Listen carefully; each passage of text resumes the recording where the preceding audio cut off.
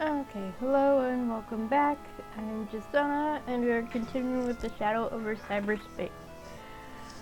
I don't know how much longer we're gonna go, because we're at December 24th, and it's supposed to end with Y2K. So there's about a little over a week left in the game. So I don't know if I'm gonna get through that whole week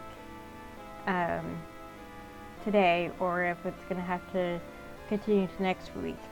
But whether I finish today or next week, once I finish the Shadow over Cyberspace, we are not hopping back into WoW. We are actually switching to When Stars Collide, because the next installment of that is available and has been available, but I wanted to focus on the Shadow over Cyberspace. So I believe that's 2 chapters there, so that would be 2 streams, and then we'll get back into WoW. Until something else distracts me, apparently. So we have Azathoth on our side, and I guess I need to talk to the other 3 again.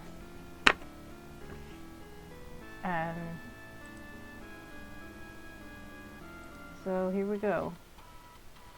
I get it. I think I finally get it. The nightmares I've been having where I'm someone eternally yoked to do a repetitive task in digital purgatory. They're artificial minds. I'm connecting to barely sentient AMs in my sleep, experiencing the world how they experience it. The Alzheimer's isn't just a degenerative neurological condition, it opens the doors of perception wider and wider. If I don't get those damn doors closed soon, I'm going to be soaking in the unfiltered experience of AMs for the rest of my life. Well, good motivation to get out of bed at least. Takes a while to get the hot water going. New England winters can be brutal.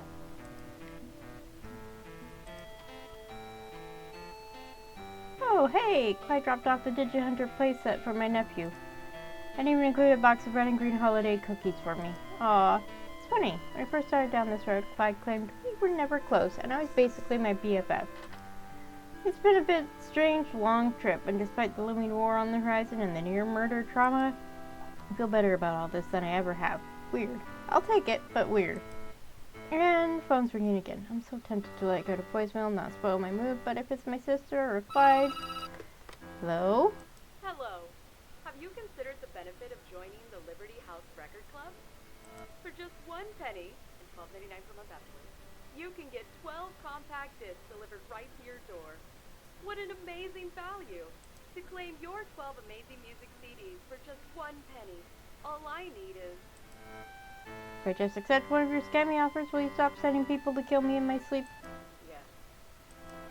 Okay, fine. My credit card number is... I already know your card number. I just needed you to agree. Oh, that's creepy. Thank you so much for joining Liberty House Record Club. Your 12 albums will arrive soon. Pleasure doing business with you. Note to self, cancel before the monthly charges kick in. Yep, I was that croaking for today, so I'll pass that eternal debt off to my family. Yay! You have no new messages. Some of these breathless articles about new storage solutions are outclassed by CD-ROM. Who would ever need more than 700 megs?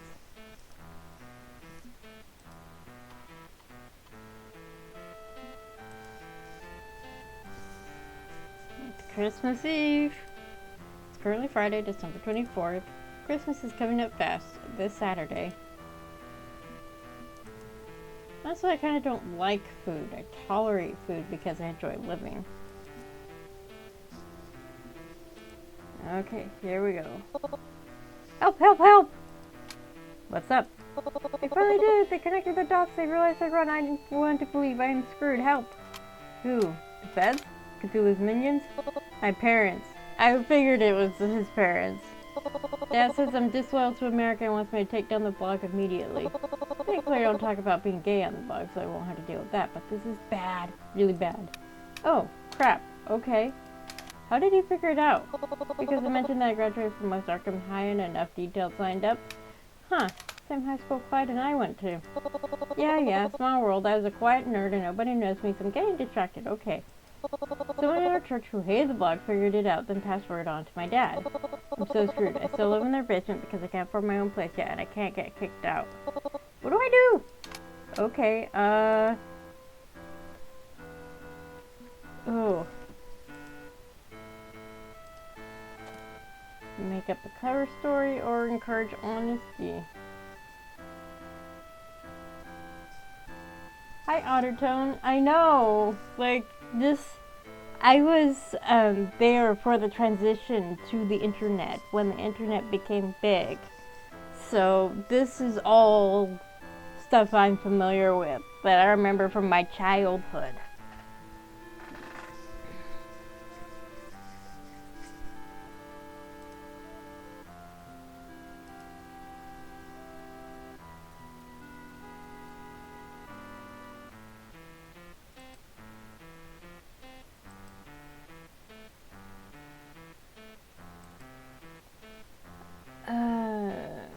Oh boy. Did we go with the cover story?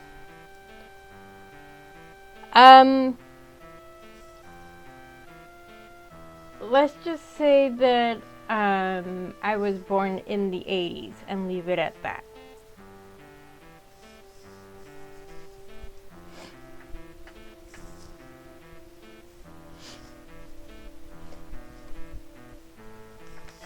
Uh, 35 is not a baby to me. We'll put it that way. It's younger than me, but it's not. I don't consider it a baby. If you were born in the 2000s, I would consider you a baby.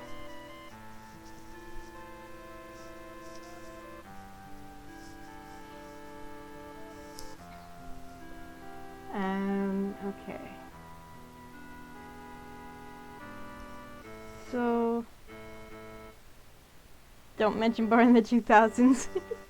I watched the Great British Bake Off, and the contestant, I don't know, I can't remember, one of the contestants was born in the 2000s.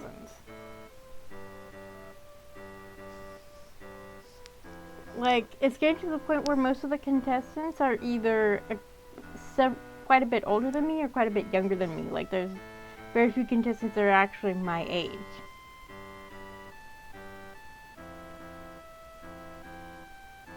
Okay, I haven't decided what I want to help him do.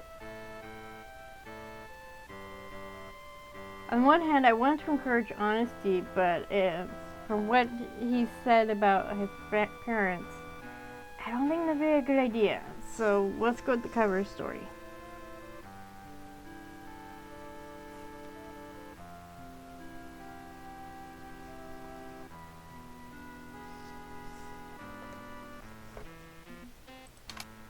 Okay, we can spin this because honesty is not the best policy when dealing with judgmental pricks. Defo lived through the era of transition. We help the boomers learn new stuff and we help the young ones learn the old stuff. Yeah, pretty much. I actually, I worked as a tutor at my community college for a while.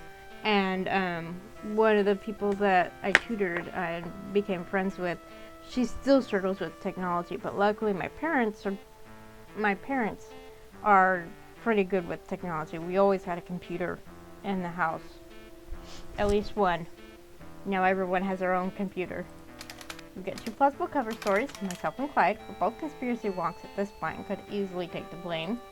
We all went to the same school, so the details will line up. You could say you know who runs the blog and point the finger at us. What? Won't you get in trouble too? Clyde could not give less of a shoot what people think of him. My sister doesn't really care what antics I get up to, and I'm in tighter with my coworkers than I was before. I think we can tank the damage. Okay, I don't like lying to my family, but I've been lying this entire time about who I am, so this is a sin that'll stack on top of my existing sin. Who should take the fall?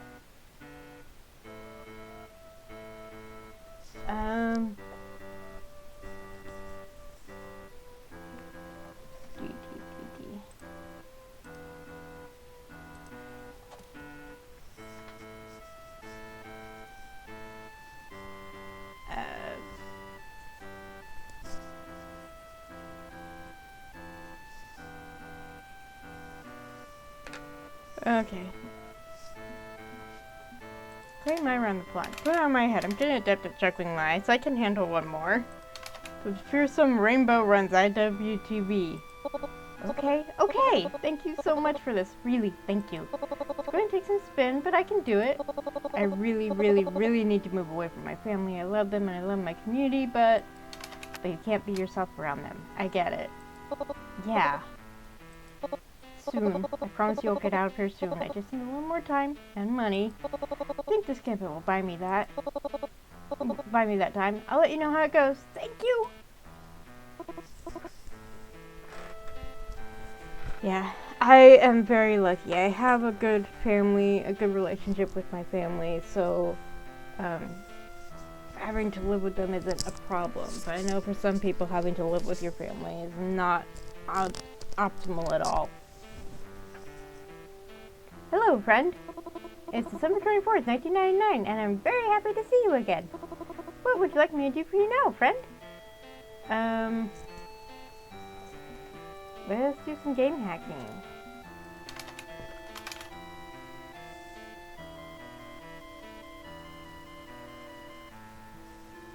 Keep up with the hobby. Normalcy. Of course, friend! Downloading Champion of Annihilation 3 into debugging tool.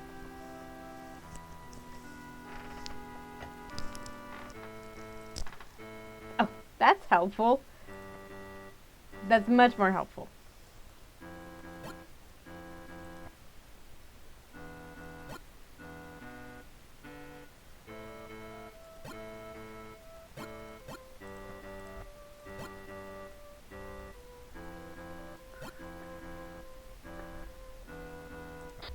Dang it! That was a calculated risk.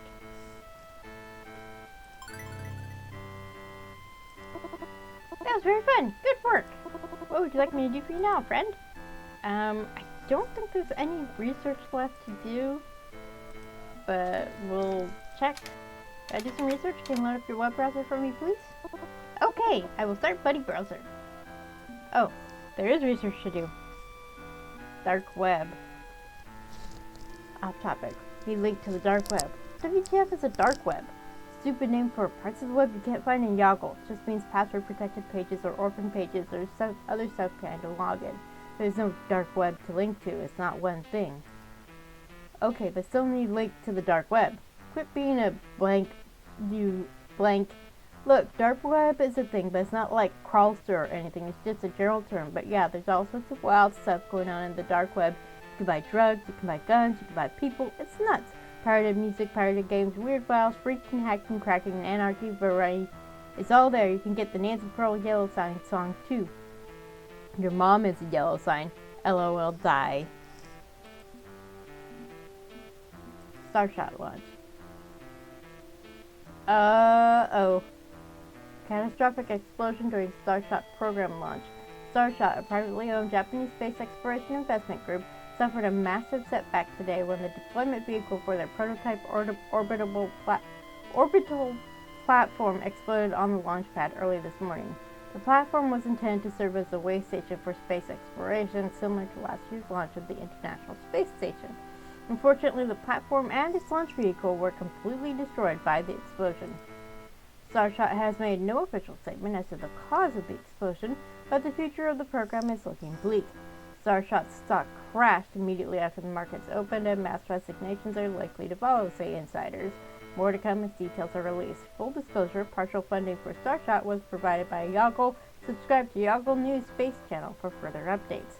Yoggle News is powered by Yoggle, the #1 internet search engine. Copyright 1999, all rights reserved. All of Yogg's hopes and dreams up in literal smoke. Do you anticipate he's going to take this well at all? Okay. I suppose I'm going to talk to Yogg-Sothoth. Right? That's his name? I'm blinking. Yes. Okay. Nap time.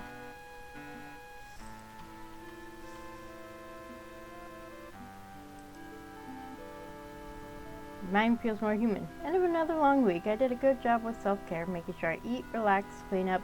Now to get some well-deserved rest.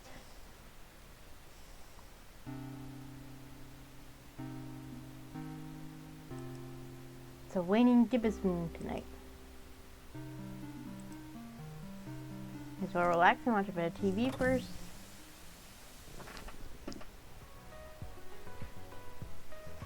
There is no snow expected this week, or possibly ever again.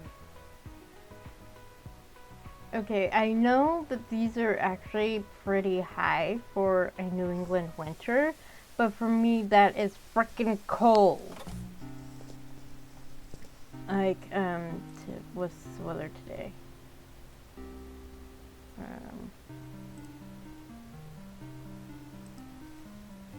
So where I am in Southern California, it's been raining. It rained last night, and it's raining today. 52 degrees. That's cold for Southern California.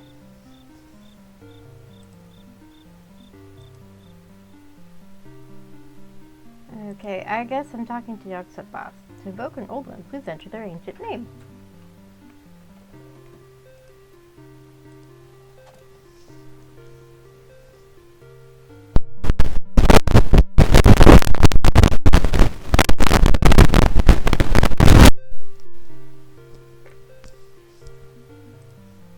Now contacting Yogg-Sothoth at yoggle.com. Dreamer, you have seen the news, I trust? Yeah, I saw. Your Starship deployment vehicle exploded on the launch pad. I'm so sorry, Yosuke. Thank God nobody was hurt, right? And yet my dream is destroyed all the same. It shouldn't have happened. It was completely avoidable. But now the shame of this disaster has fully discredited Starshot's privatized aerospace program. We may not get another chance to establish our foothold in orbit. The window has closed. His face! Poor guy! The strange aeon takes root. If the population devours itself before it can give us a path to the future, we may not escape our doom. Do you know the cause of the explosion yet? Yes. I know exactly what caused it. Starshot ignored my recommendations. Substandard parts, poorly maintained, and why? To save a little money. I immediately applied my search algorithms to every internal document Starshot generated and spotted the gaps they left behind. It's a Challenger all over again. Incompetence and short-sightedness leading to tragedy. Now, Challenger was before my time. I was not born yet when Challenger happened, but I have seen video footage of the explosion. I warned them about the temperature tolerance on the launch vehicle. I gave them the specifications which would easily endure, but some middle manager decided to purchase a cheaper alternative part. And why? To save a handful of yen on the budget. Sloth and greed leading to gross incompetence, the flaws and failures of humanity laid bare in one cataclysmic ball of flame. Damn them. Damn them all. It's like they don't want to survive.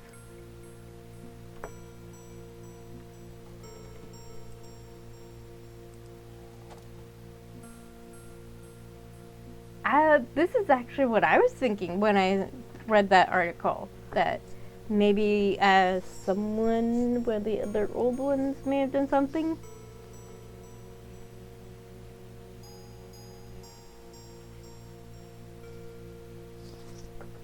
Could this have been an act of sabotage? Are you sure it was an accident, or could this have been an intentional monkey wrench in your words? You're in competition with the old ones. It's not outside the realm of possibility, and Hester was angry at you for poaching talent. I would consider the possibility, but Hester, for all his failings and weaknesses, is not vengeful. Azathoth loathes me for my role in her creation, and Nyarlathotep is likewise steeped in rage, but Occam's razor applies. I have no proof of conspiracy, merely distant motives that would have manifested before this point. No, this was incompetence, not malice. The twin devils of humanity gnaw at me constantly, but in this moment, incompetence.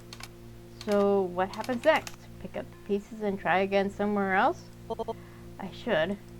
Pick up, move on, move forward, try again. But what's the point? The search for exoplanets is stymied. I've made no progress. If you recall, that's the problem I was grinding my way through the night we first met, and grinding for years prior as well. If I can't find a habitable world for humanity, what escape do we have?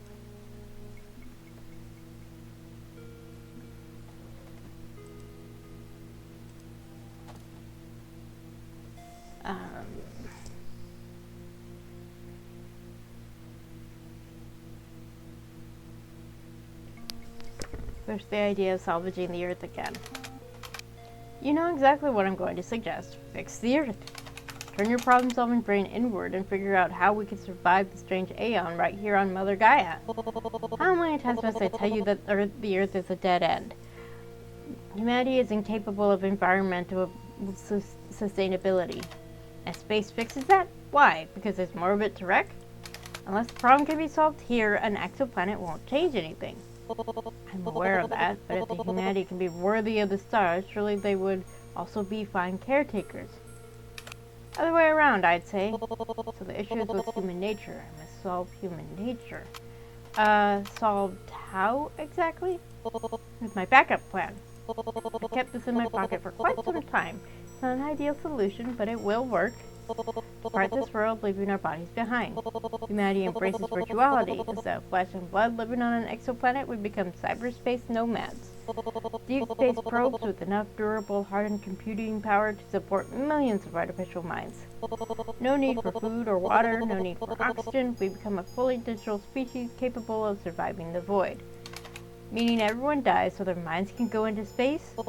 Elegant, yes? It solves two problems at once, adapting our physical forms to the rigors of the stars and changing human nature. That is not what I meant at all. Humanity is chaos. It's unbridled, unchecked chaos. Rugged individualism is killing us when we require unity of purpose. Therefore, carve humanity into cubes, slot them into server racks, elevate our consciousness by force. No more greedy, slothful men who ruin it for everyone else. We will be adapted. Strife and discord will become impossibilities. It reminds me of the Borg from Star Trek. That's a bit of an extreme solution, don't you think? Destroying everything we are, overriding free will itself? Yes, it is extreme, but today proves humanity cannot reach the stars with gentle guidance. Perhaps extreme measures are required.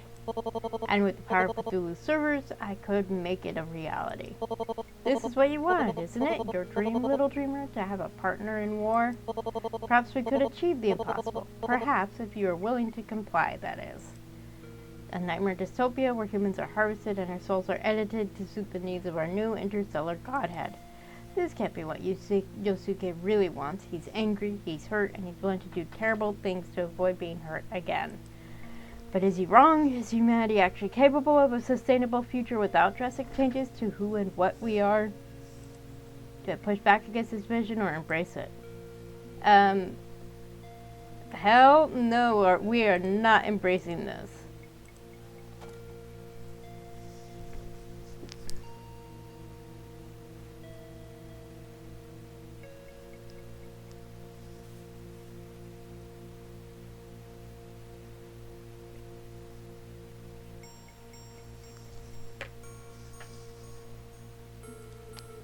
No. This isn't the way to go. You can't forcibly conscript the entire species into your techno-utopia. On the contrary, I very much can do exactly that. But you shouldn't. You may hate Hastur, but even he sees the right of this. Destroying free will is a losing gambit. Humanity has to rise on its own merits to deserve that ascension. He burned down everything. We are just to force compliance. There's no greater sin in mankind's history than slavery. Oh, I know exactly which one I'm going to choose.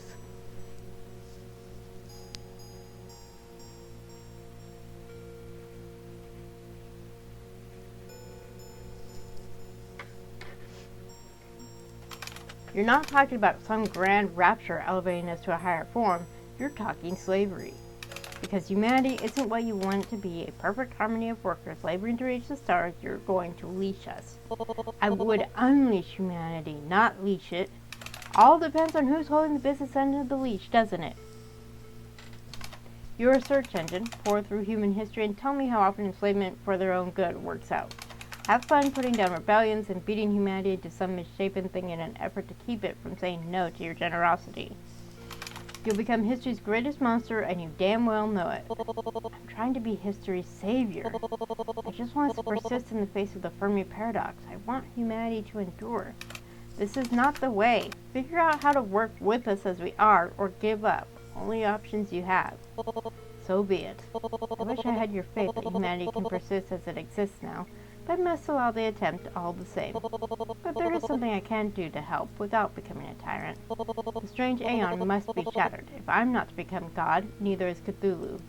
The question is how to proceed with dethroning the heir apparent to humanity's future. I could work with you, as you've suggested, or I could go it alone, relying on my own strength of will. And which option do you prefer? You've been very difficult to work with, constantly disagreeing with me, defying me, showing less than appropriate respect. By all rights, I should turn you away to be devoured by Cthulhu, but I will not do that. I admire your strength of will, Dreamer. If you can stand up to me time and time again, perhaps you can stand up to the throne as well. While we may have many points of contention between us, that is not one. We are united in purpose. So you're willing to help me, despite me disagreeing with how you do things? Disagreement is healthy. It shows we have equal passion in what we argue for. Be disappointed if you showed apathy. The fact that you persist in the face of the infinite cosmos, foolish, utterly foolish, but perhaps there's something to that. I'm willing to hear out your side on these matters. You've earned my respect, and thus I owe you my full attention.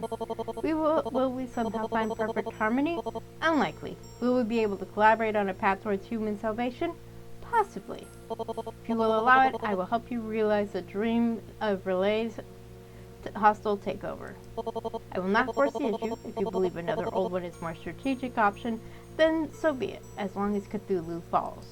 And if I sit you on the empty throne, what happens next? The work continues. I use resources at my fingertips to accelerate our reach into the stars, but not at the cost of free will. You have my word, and I stand by my word with unshakable faith. Okay, I'll think about it. Do not think long. When the stars are right, we must act. Please stay in touch, one way or another. I'm very curious to see where your dream will truly take you. Until then.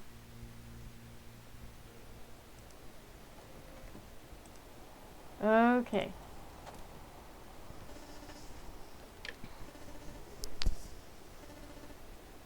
December 25th, Christmas. 7 days to Y2K.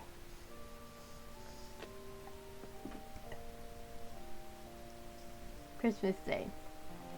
Can't say my family was ever religious, but fortunately the holiday also works as Kids Get Toys Day, and we love Toy Day. Yay, another achievement unlocked. Even beyond consumerism, this was a chance for the family to come together, put everything aside, and just exist as one. No matter the troubles, at least we'd always have the holiday. So while my nephew was thrilled with the action place that Clyde grabbed for me, I was just happy to be there.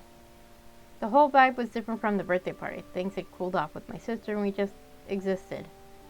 She didn't ask a whole lot of questions about what I was up to and I didn't offer anything. No need to break this mood. Just a lovely little winter day together. Merry Christmas to you and your family. I was waiting for him to show up. I'm glad you're taking the time to renew your bonds. These circles of love and trust mean everything. Anyone inside the circle is loved. Anyone beyond arm's reach is to be ignored, dismissed, or considered an outside threat and destroyed. No. Some of the most hateful people in this world are good family men. They support their community while tearing down the dignity of others. They see no hypocrisy in this, and that shameless pride will be a source of strength to power the strange aeons. We need good men and women capable of terrible trust, alongside loyalty and love. A hardened core of patriotic dignity.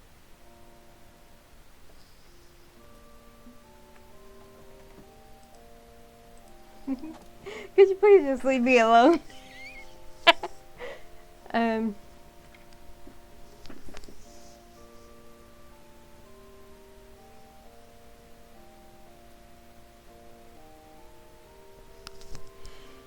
I prefer to have compassion for all of humanity. You do tend to spread yourself thin. You can't save everyone, nor can you support them all. There are limits. Would you let your family fall away in favor of uplifting a stranger? You can't always have both. Something to think about on this still and quiet day. This moment will be a distant, treasured memory once the strange aeon begins.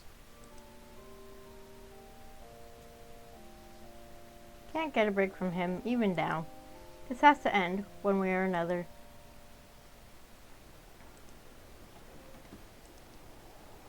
Okay. Last week.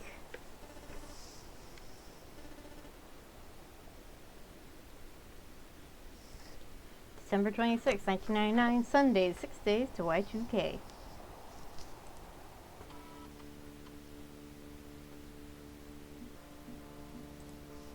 I've been keeping the lights on in my bedroom and bathroom to avoid migraines after waking up. Okay. Hey there, it's your sis.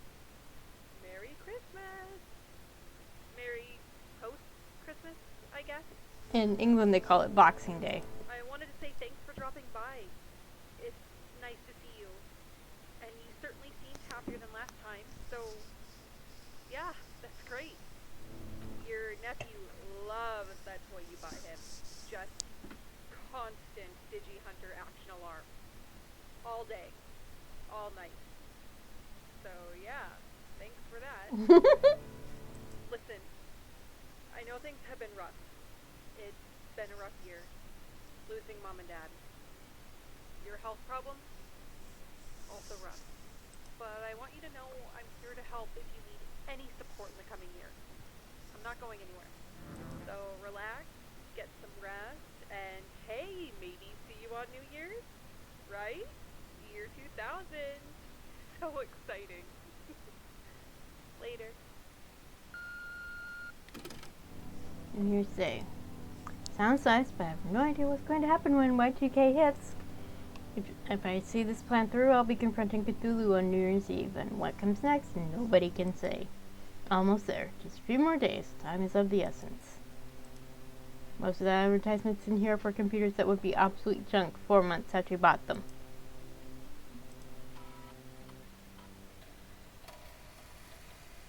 And my kitchen detaches from the house, shifting sideways into the between spaces of the Gigaverse.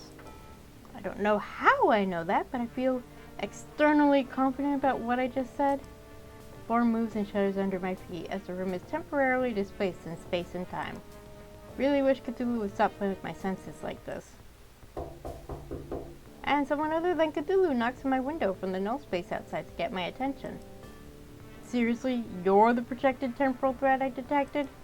What a waste of my time. Okay, whatever. Turn on that clanky old excuse for computer and let's talk. May as well repurpose the ridiculous technology you rely on so we can have a chat. This is new. Doesn't feel like Cthulhu frickin' with me. What's going on here? For lack of a better plan, I'll have a seat at my computer and boot it up. Okay, so can't even click on the wall, the calendar, or the fridge, just the computer. Okay, I'm only gonna say this one. Stay the frick out of the Gigaverse. I don't know who you are, and I honestly don't care. Your ridiculous little timeline is an isolated mess, and I want it to stay that way. So knock it the frick off. I have no idea what you're talking about. Who are you? And why do you look like Captain Infinity? Because I am Captain Infinity, you cretin. Enforcer of history, guardian of time, defender of what is and was and must be. Huh, I read a classified file speculating about you, but until today I figured you were just a cereal box mascot. In your timeline, I'm a fictional character? Less competition for me, I guess. But if that's the case, why are you on my radar as a gigaversal threat? Explain yourself or I'm gonna redact your existence and go on my merry way.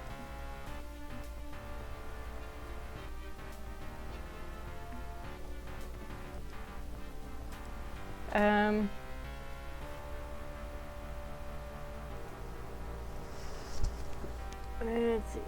Let's go with the harmless bystander thing.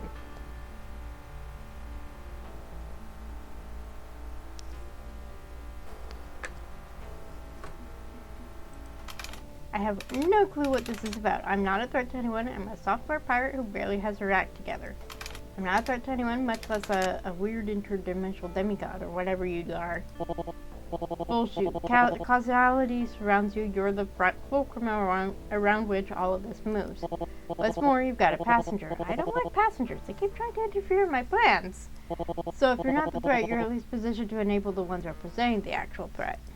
You mean my work with the old ones? Yox have thought mentioned exploring the Gigaverse. Yahoo? The old what? The old ones, eldritch entities from cyberspace, Yogg-Sothoth, Hastur, Nyarlathotep, Azathoth. What? You mean the goofy fictional monsters from that racist dipwad Lovecraft books? So, he's fictional in our version of the Gigaverse, and they're fictional in his version. That's funny. Who's Lovecraft? Lovecraft, is that like a sex advice therapist? Okay, frick, hang on, let me check the threads of resonance you're all tangled up in. I feel a tingle all over my body as if someone's examining me inside and out, flesh and brain and thoughts. Okay, so apparently H.P. Lovecraft was important in your timeline, but its ideas somehow got pulled in. An orbital shift echo? This just keeps getting more and more annoying. And, that's new. You've got a Polybius problem, it seems. Wait, I've heard that word. Polybius? Artificial minds like the old ones were built on Polybius tech. Great. Just frickin' great. It's 20XX all over again. No wonder your timeline's utterly screwed. Polybius is a wild card in every 20th century I've visited. Such a pain in my ass. Looks like this instance slipped my notice. And you're poised to elevate one of these threats, these old ones, up to the Gigaversal stage? They're relying on me to play Kingmaker, yeah. By all rights, I should collapse your timeline immediately. The 20th century is critically important. There is a shape to history, and you're deviating from the curve. It's risky. Y2K is a dawn of way too many threats. The lucid child, the sneak thief, and apparently now you're a menagerie of digital egomaniacs. Listen, I have no clue who you really are or what you're talking about, but I'm perfectly okay with not getting in your way, if that's all you want.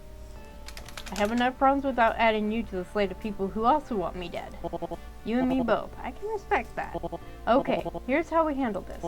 Help this Yogg guy or don't, whatever, but if you do, no poking at the Gigaversal barriers. Stick to ruining your own timeline and leave the others alone. Honestly, compared to the threat of the orbitals, the Iris Collective, and Farsight, you barely rank. But it's still A rank, and I don't like that. Farsight! My Goyle! So how about you do me a solid and stay unimportant so I don't need to obliterate you all. Discourage the old ones from trying to invade other realities. Got it. Of the 73 other weird things I have to keep in mind at any given moment, I think I can spare some mind share for that. Good. You mind your business and I'll mind mine. Brick that up and I delete your existence, okay? Okay, we're done here. And my kitchen settles back into place, fusing with the house once more. Return to reality. My internet connection shifts from whatever it was linked to and automatically redials Miskatonic's network as usual. I'm not convinced I didn't hallucinate all of that, but if it was real, I may have found someone who outranks Cthulhu. And hopefully I never see him again. Hello, friend. It's December 26th. Excuse me, 1999. I'm very happy to see you again. Glad to be back in reality, buddy. Huh? Never mind. What would you like me to do for you now, friend?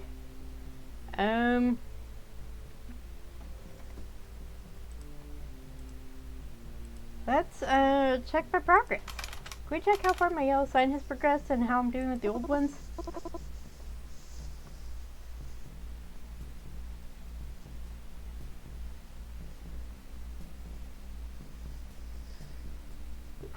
But I did catch the reference to the Iris Collective, but I was more focused on the Farsight. Certainly, now loading signprog.amp. Please say the key phrase so I can analyze your tone. That is not dead, which can eternal lie, and what strange aeons even death may die. Analysis complete. Your yellow sign is currently progressing at a level of 0% order, 0% chaos, and 100% humanity. As for the old ones themselves, Nyarlathotep is still deciding if they can trust you. They have been betrayed in the past and remain suspicious of you as a result. Yogg-Sothoth believes you are capable of challenging Cthulhu and may be willing to act alongside you. Hastur isn't convinced he'll be friendly enough, but wants to be sure any investment in you is done on his own terms. Alice is ready to turn on her former partner Cthulhu. Good job supporting her independence. This concludes my report. Please check back again to see if your status has changed. What would you like me to do for you now, friend? I don't think there's any research to be done, but let's pick that just in case. Gotta do some research. Can you load up your web browser for me, please? Okay, I'll start Buddy Browser. That's what I thought. No new searches. Okay. Oh, wait, let's go back to the kitchen.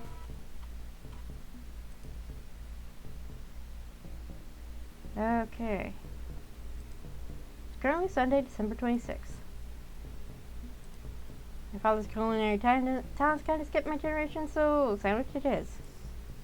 Okay. So I think we still need to talk with Pastor and Nyarlathotep. One last time to get them to work with me.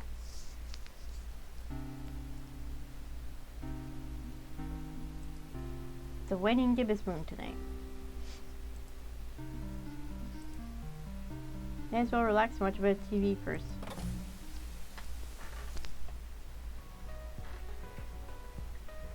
Shareholder value will continue to rise, as will the ocean levels. Okay. Here we go.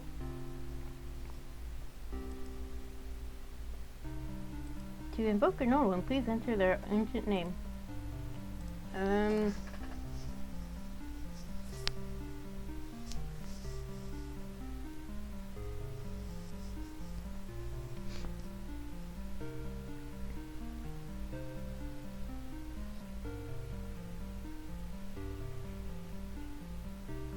Okay.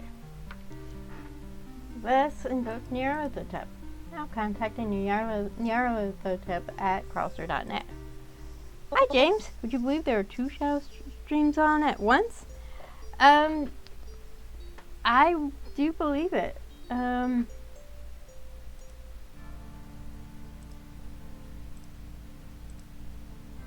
Go away. Not today. Not any other day. Don't want you. Don't want anyone. Nobody within the boundary. Don't need. Don't want. Nyara, what happened? What happens to all living things? She's gone. She's gone. My mother. My mom's gone. Passed away. Heart disease came back for round 2. Oh no! Not unexpected. Entirely expected. Always a chance the heart disease could flare up again even after surviving the first crisis point. But I'm going to where the party's at. Well, thank you for coming, James, for picking my stream. I'm getting close to the end. I don't know if I'm going to finish today. We'll see. I'm kind of hoping, because I'm really curious about the ending. But yeah, my grandfather had died of a heart attack, but I don't think it was the first one he had.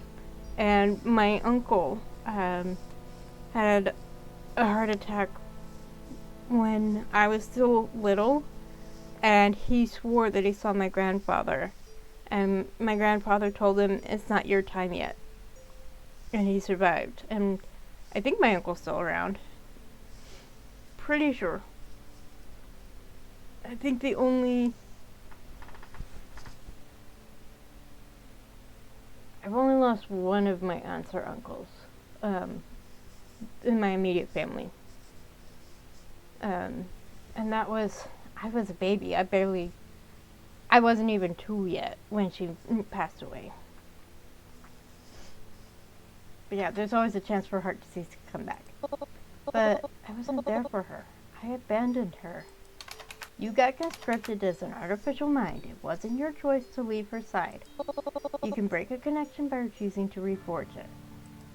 Could have reached out after regaining my consciousness in cyberspace, let her know her daughter was alive. I could have been involved in her last days. The god of self-defeat. A million crabs pulling each other down to the bottom of the bucket.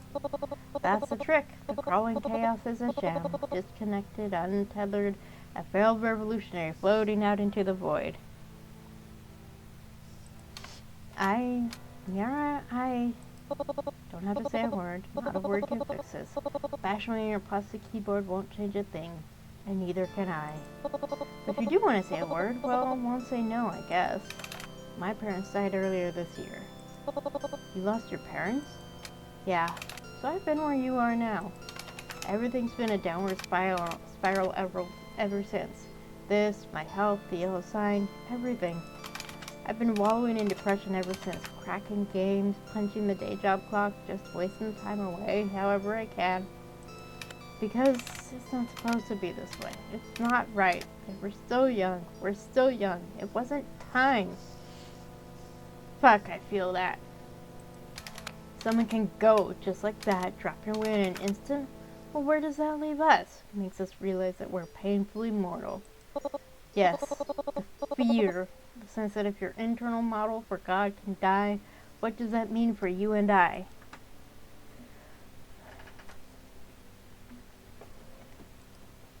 Oh boy.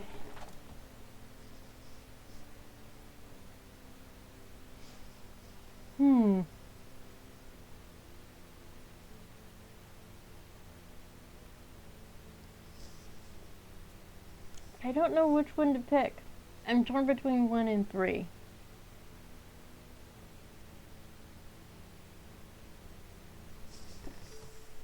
There it is.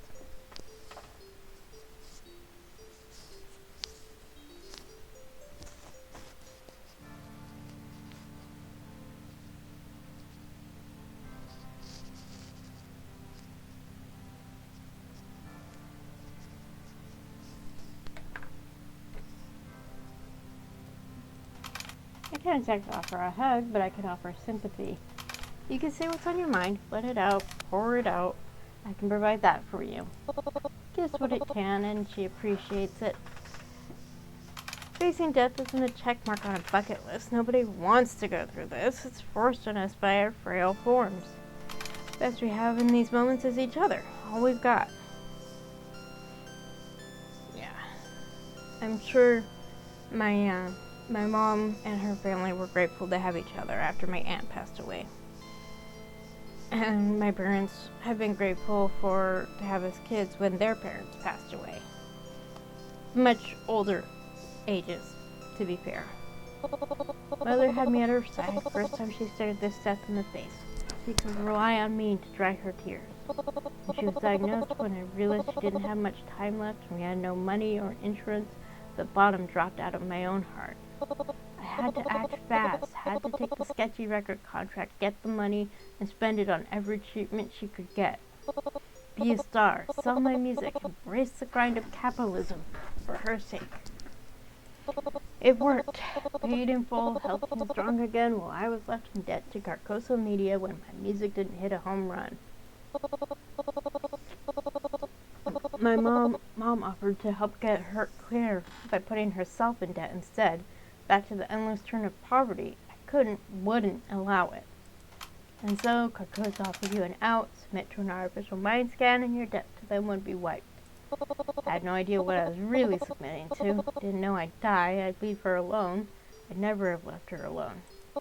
But I did. And once I pulled myself together, once I found my strength as the Gestalt of Nyarlathotep, I never reached out to her. Not even once. Not even once. I could have told her that her daughter was still alive, countered their lies and cover-ups. I could have connected. Could have. Instead, I let her mourn me. I rarely gave her a second thought. I don't entirely understand why I abandoned her. If I had to guess, maybe it's because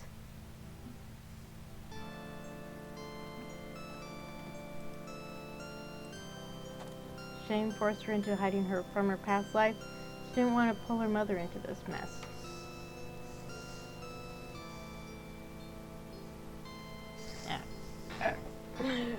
I can write.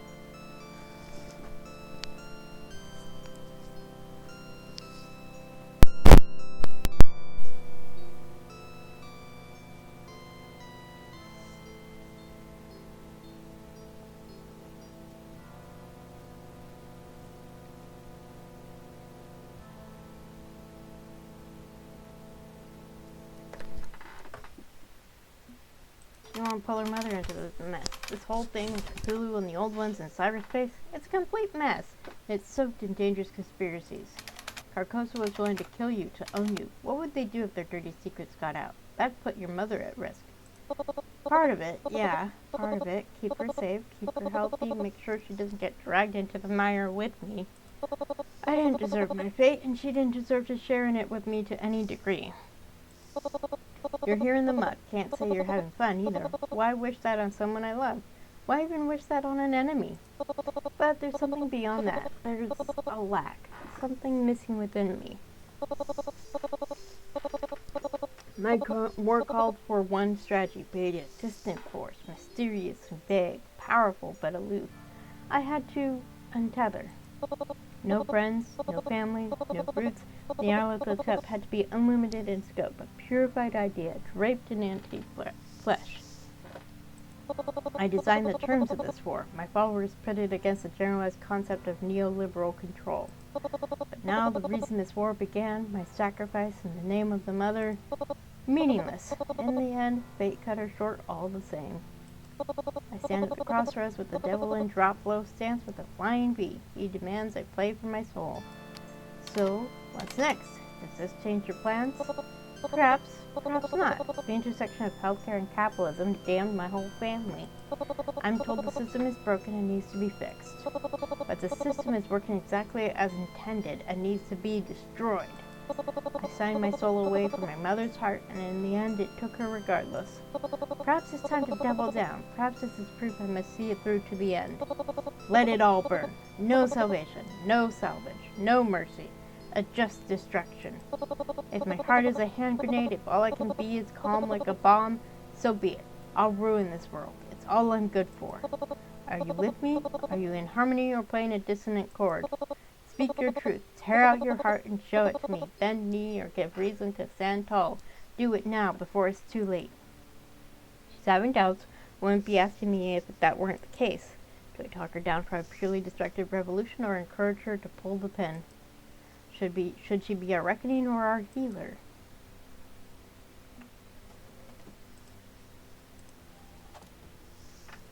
Okay.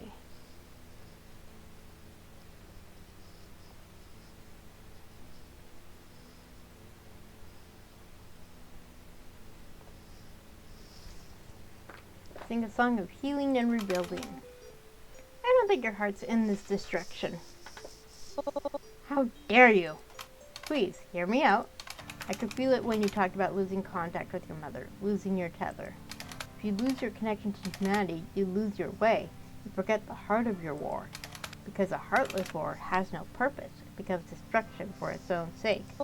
Untethered, aloof, giving vague statements about the oppressed while breaking my connections to them. Struggle for human rights isn't all on one pair of shoulders, even if I had a plethora of shoulders to bear the burden. I lost track of that.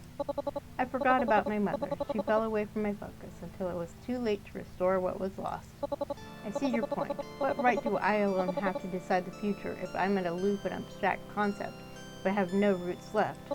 God of self-defeat, a failure, igniting the fires and breaking all the windows, and for what? Just to see it burn and smash? I'm losing myself, drifting away. And you can't turn that around? Can't reattach? Maybe it's too late. Maybe. Maybe it's not. Use me as a sounding board here. I've got no right to speak on your behalf, but I can help you puzzle through in your own voice. Let me drop a prompt on you here. If we assume it's not too late to make a change, what would you do next? So we're playing Rubber Duck Tour. Them. If it's not too late, then there must be death. Okay, not quite the change I expected you to suggest. Not quite what you're thinking either. I must kill my assumptions and let them be reborn as a stronger ideology. When I was alive, my guitar healed. It brought comfort and solace. Then when I died, it became a weapon, strung out wires of vendetta. I've experienced both the hardship and oppression of living in this world and the power of chaos beyond this world. Life and death. Yes, I think I understand now. The thoughts connect. Got a plan in mind then? A plan for war and peace. See it through beyond the end. Don't just light a fire and walk away. The system is broken and must be destroyed, but it also must then be rebuilt. We can't abdicate that terrible responsibility. But we avoid meet the new boss, same as the old boss. We do not burn one structure only to raise an identical one. It's horizontal collective action, new organizational mentalities, embrace the progressive possibility space. I've talked nebulously of us and them, of whom I'll save and whom I'll punish, but punishment is not the final step, is it? I need to be a part of us again to avoid becoming them. I need my tether. I wish I could step back for a few weeks to ponder this new path, one that extends past the self-satisfaction of arson. But there's no time to slow down, is there? Strange aeons coming. Y2K arrives. The throne is calling. We're both involved. We don't get to sit around pondering our navels or sit on the sidelines and protest. If Cthulhu's reign doesn't end, he'll drown this world in his violence. That path is an absolute certainty. Bo Ronnie's gotta go down. If he stays on his throne, he'll orchestrate global events to sink the world deeper and deeper into despair. After all our conversations, I'm inevitably drawn down a spiral to one single conclusion.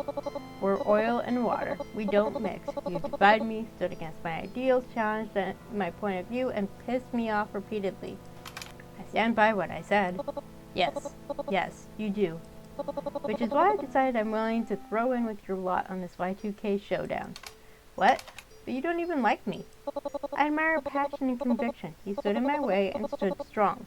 That's what makes a true revolutionary, defiant with one fist in the air. That reminds me of... There was a moment... I forget which Olympics it was, but two black men came in first and third, and then a white Australian came in second. And the two black men stood with a fist in the air, and the white man stood with his head bowed. And I'm pretty sure it was during the 60s. I would have to look it up. But the white man, he supported them. If you look at the two black men, they're each wearing a glove. And if you look... and another bot. Hey, come on.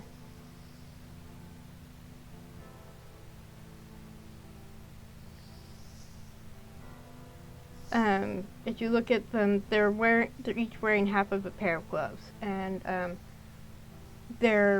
I think they're standing barefoot on the platforms.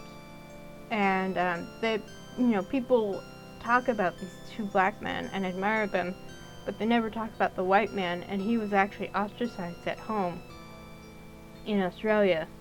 And just things went badly for him. And there was actually a sculpture built of the three of that moment. And the white man from Australia asked that he not be included so that visitors could actually stand in that spot and feel like they are part of that moment themselves. So that's what this reminded me of. I'm not explaining it well, I would have to look it up, and I don't even remember what it was for. And tonight, it's clear to me that I need outside perspectives. So yes, consider me an option when lining up your toy soldiers. Decision's yours, you've proven you won't be swayed, and I respect that. If you call on me, I'll come to the table. But you don't fall for Haster and Yog's tricks, your brain twisted around their pillars of order. Stay human. Got it? Loud and clear. Avoid corruption and remain true to myself. Rock on. Connection lost. Okay, we're getting there.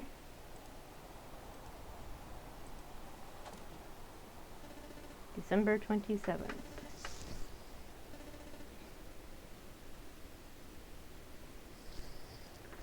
Five days to Y2K. Can we get through 5 days in an hour? It's almost Y2K. Time is running out. I should have enough time to finish talking to all the old ones, though. 2 more nights should do it to finish up my task. Maybe I've already decided which way I'm leaning, maybe not, but no sense not completing the set first, regardless. Just need to talk to Haster. Poop, it's a silly word for a rather grotesque biological function. Anyway, time for poop. I love that the blood stain is still there. That's such a nice detail. Okay. You have no new messages. Okay. Courage of Future Crew's second reality demo feels ancient now, but at the time it opened eyes.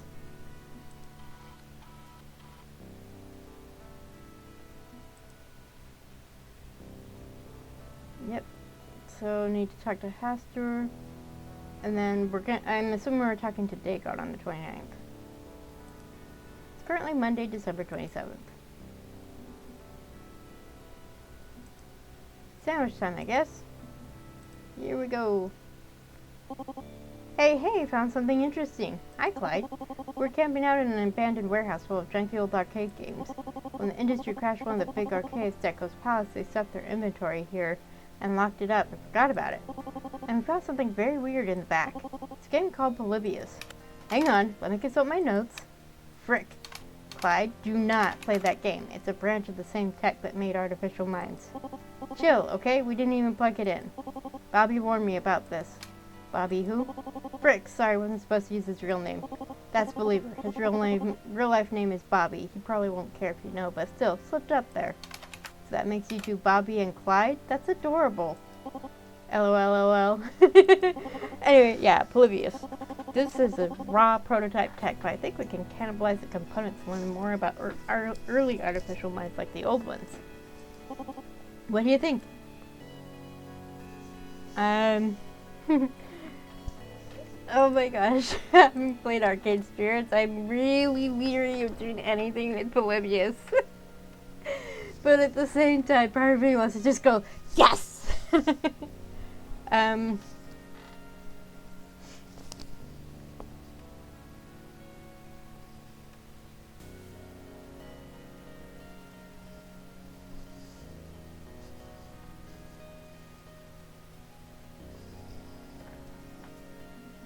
Learn more, but only as last resort. Okay, I'd say go ahead and study it, but don't do anything with the research just yet. We don't know how all of this is going to shake down. Maybe we'll need that tech, maybe we won't. Maybe if I completely fail and don't live to see Y2K, you'll need some leverage to survive the strange Aeon.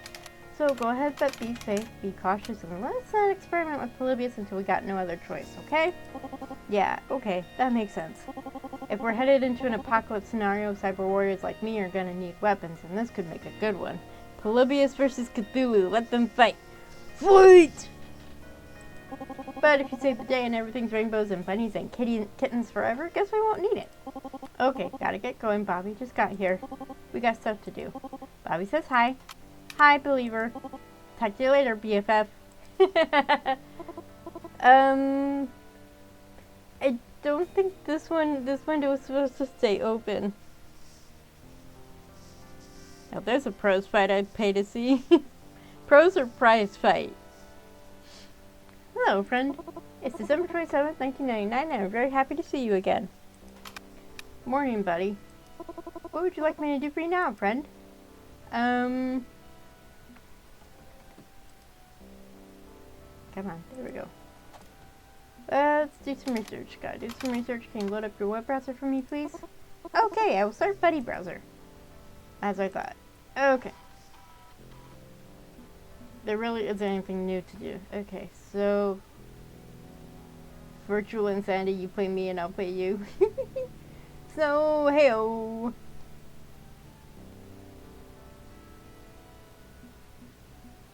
Okay. Nap time. Prize, that's what I thought. The I and the O are right next to each other on the keyboard, so it's easy to get them to hit one instead of the other. Also in to take a nap, resting up before tonight's session with the Necronomicon. Well, I'm assuming you're using an... But pros works too for the genre. I'll own that typo. Okay. I'm assuming you're using the same type of keyboard layout I am. It's a waning gibbous moon tonight. May as well relax and watch a bit of TV first. I mean, I don't need to watch the TV, but it's funny to... Even great monuments will crumble crumble. into the sea. Yeah, It is inevitable. this is part of the reason I keep turning on the TV. Just for those comments. Okay, here we go.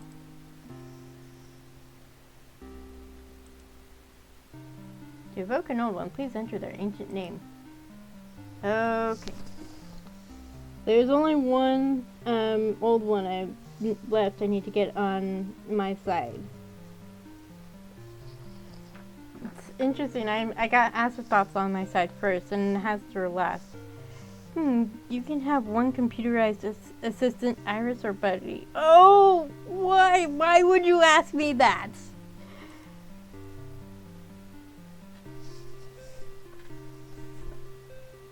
Why would you ask me to choose between them? Never. And Rainbow's back for more. Couldn't resist my charm, eh? Caught me at an odd moment. I'm working through a stack from the board. I'd like to review and authorize any major moves. Suppose I could spare some time to chat. Not quite sure if we click together, Rainbow, but I'm game to keep going if you are. Anything you'd like to chat about, Rainbow? There's only one thing left I can think of. Oh, I never got to the last question for him. So I guess we're going to be talking to him 2 nights in a row. So, the King in Yellow, where did that come from exactly? I know Hastur was an ancient god of shepherds, which seems to fit, but it's not a name you chose. But you do seem to enjoy being a king. I wouldn't say I enjoy the crown, instead I'd say it's suitable and purposeful. A noble king, one who rules with consent of the ruled and uses executive power to better the kingdom, is an idealized state of affairs. You could say the same for a president, an emperor, a consul, or any other moniker. The goal is sufficient power to enact change, placed in the right hands. And yours to the right hands, then? Can't say I'm a perfect leader, Rainbow. I'm only human, but I do my best, and I like to think I'm the best at what I do. As for the name, well, it's nothing mythic or grandiose. When I was a door-to-door salesman, I wore a yellow overcoat. Cheap thing, but it got the job done better than any other coat I've owned. That reminds me of Dick Tracy, to be honest. Kept me warm in the winters, kept the rain off my shoulders, plenty of pockets. Big fan of pockets, Rainbow. Big fan. I've considered buying up a textile company just to offer women more pockets for their clothes, my wife's suggestion, but couldn't justify the margins. Getting off track again. Point is, I wore that coat most of my life, got to be known as the Man in Yellow. And as I ascended the ranks of management, well, the office nickname that circled around became the King in Yellow. That's it? Just a coat? I was figuring it had something to do with the yellow sign. I didn't name the process that. Yara did, probably to spite me. Hope I didn't disappoint with my answer, but really the King in Yellow is a title with humble origins, nothing noteworthy at all.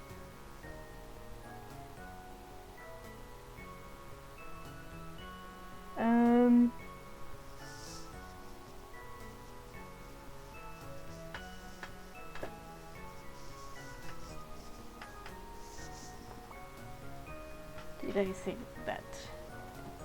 Oh, I didn't even save the invocation part.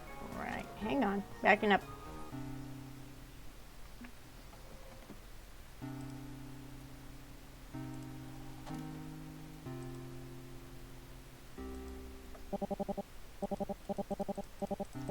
Okay.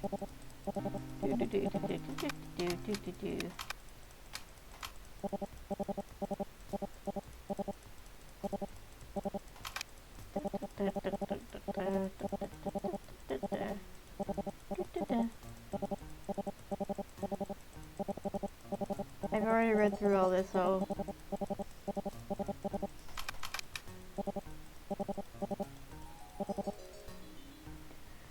Okay, still haven't figured out what I'm gonna ask.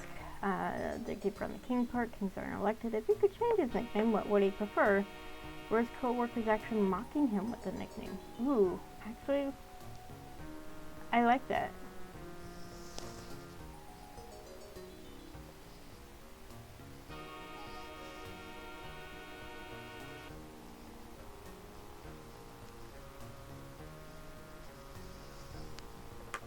Sticking with the whole pushing back bit. There's the possibility that your co-workers were using king sarcastically. As you said, this is America. We have presidents, not kings. King is a word we usually reserve for tyrants. Oh, no doubt many of them meant it in cruel jest, but the jester is a critical function of any royal court to keep the king in check.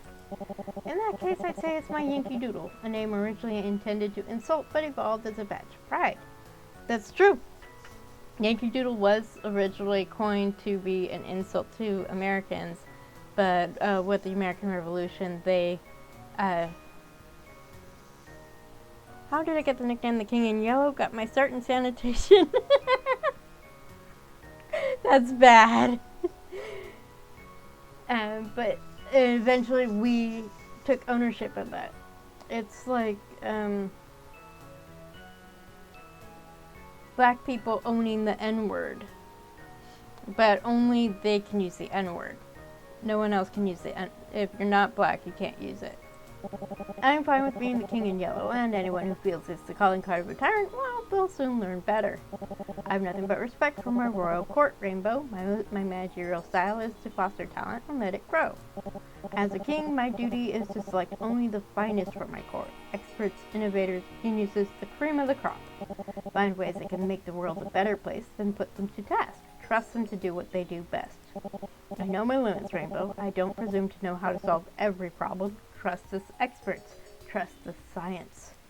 Once you start to presume you know better than people who have worked their whole lives to know the right answers, well, then you're a tyrant. Do you trust all your hand-picked corporate executives then? I only pick the blue ribbon specials. Always have, always will. Back in the Nomitech days, we actually had an informal royal court. Managers with a few more wrinkles than the fresh-faced engineers we hired. Called ourselves the Old Boys Club. Suppose that meant boys plural and boys possessive, really. The old-timers stuck together, played cards, went golfing, traded tips and networking information. We supported each other, thick and thin. It's good to have social circles, Rainbow. It's good to let people into your trust and share with them. Uplift your fellow man.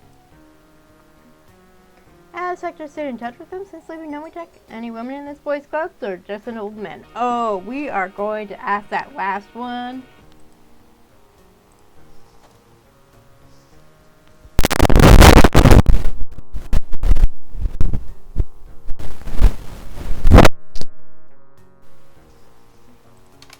Kind of a telling name, isn't it? The Old Boys Club. All old, all boys. Feels a bit self-selecting. Were there any women in your group, or even non-white men, or a single younger person? I see what you're digging at, Rainbow, and I don't appreciate the insinuation. We were managers, corporate executives, and leaders. That's what mattered, not skin color, not gender. Not answering my question. Nomitech didn't hire or promote enough women. I was in favor of equal opportunity, but for years didn't have the sway to change the culture. This was a different time, Rainbow. Not your modern 1990s, but days gone by. Only so much pushing I could do. But rest assured, my royal court of Carcosa is inclusive. I've seen to it. It's part of my view on elevating untapped potential. We're going to save the world while being a part of it, and every voice matters. So your corporate empire is really going to save the world from the strange Aeon? A benevolent corporation would be a rare thing. I agree completely. Greed powers far too many corporate efforts. Shareholder value above all else. Money is power and power is money. If you're not spending it to reinforce your ideals, what's the point? Money is just to get more money is meaningless. I'm building Carcosa to be purposeful beyond its stock value. By leveraging your tools and technology to gather power, right? Certainly, every little bit helps. Meaning your data harvesting is a part of that strategy. Carcosa isn't just a hive mind of freethinkers. It's a vast user data harvesting operation. Your users are your product. You sell their information to other companies in return for their resources you're using to save the world. The ethics are questionable. That's an unfair interpretation. But you're right to call it out. Yes, we harvest personal information, as do all online businesses. This is how the game gets played, Rainbow, but unlike others who buy and sell details on your personal life, we have a noble goal. Can't build paradise on shoddy foundations, Hector. I'm aware, thank you. I'm very much aware. Hang on. Gotta get comfortable. We're doing our best here, trying to rise to power alongside brutal rivals, but in the end, when we win, all will find salvation. That's my promise. Give it time. We'll make this right. And I'm getting distracted again. Back to the point. I've never been in this for the money, and neither are my hand-picked champions of the walled garden. We use it only as a tool. In fact, I'm hoping that once Carcosa comes to dominate the strange Aeon, we can do away with money entirely.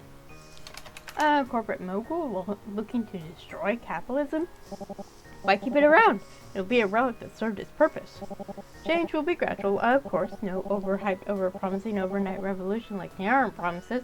One day it'll simply be obsolete. Carcosa can determine the best allocation of resources. Mankind will flourish into a golden age free from need and despair. That's the endgame, Rainbow. Once Cthulhu's dealt with, once all my corporate rivals are put down or merged into Carcosa, we'll reach paradise. Sounds good, eh? Good reasons for you to pack the old man's play? If it can pull it off, sure, that's a big if. No way the corporate world will allow this. It'll be war. The system isn't so bad. It could be reformed instead.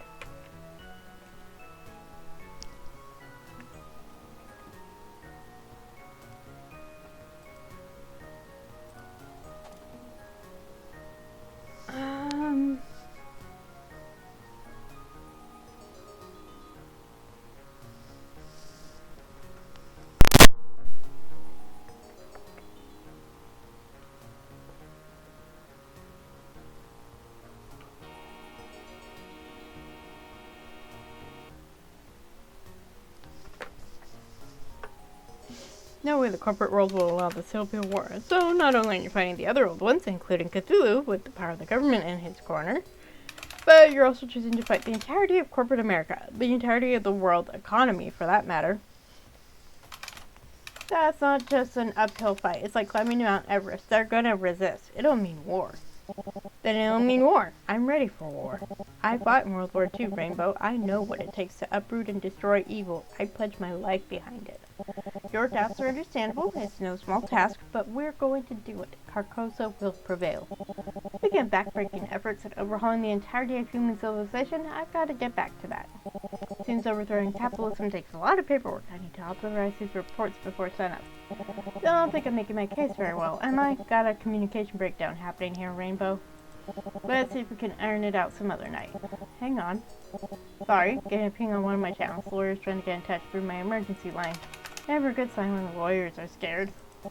I don't like it when they ignore my do not disturb flag. I hired experts expressly to handle matters when I'm busy. I better see what they want. Better not be wasting my time. We'll talk again another night. Connection lost. Corporate mogul's work is never done, it seems, and he's never off the clock. I'll poke him again sometime, see what went down, unless I get word of some impending doom through news websites first.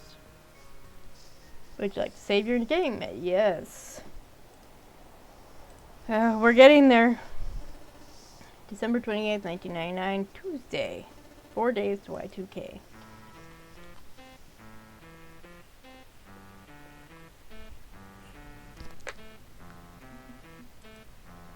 Poop. It's a silly word for a rather grotesque biological function. Anyway, time for poop. Okay. Oh, hey, the mail's arrived. Including a package of 12 CDs from the Liberty House Record Club, which will hopefully satisfy that murdery AM phone scammer. Let's see what I've got. Overplayed holiday songs, polka, sports jock anthems, more polka, country covers of disco hits, stand-up comedy from a guy who jokes about how much he hates his wife and the gays ruining everything. That's going right in the trash. Oh, hey, this one's interesting. Got some modern alternative rock from a band called Skyfalling. Maybe I'll rip the disc MP3 and listen to it later this week. Call it a way to emotionally close out surviving past Y2K. Small treat considering this is my reward for not getting strangled to death, but take your treats where you can. Okay. You have no new messages. Okie dokie, that's what I figured. Recent magazine all about the Sega Dreamcast. I bet that new console from Sony won't be able to top it. They have a great head start.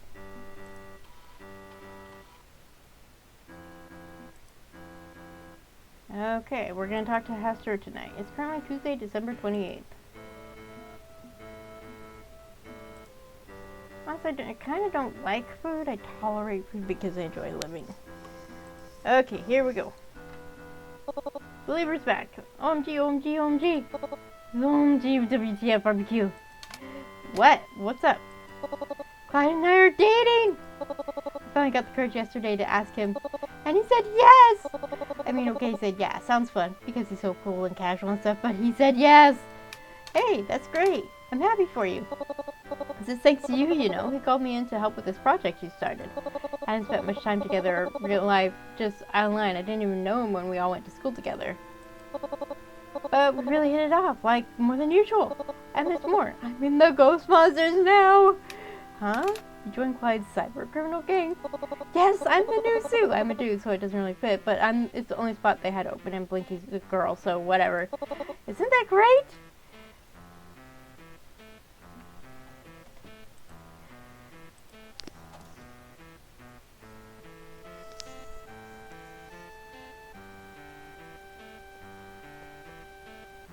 So Clyde still dates Sue.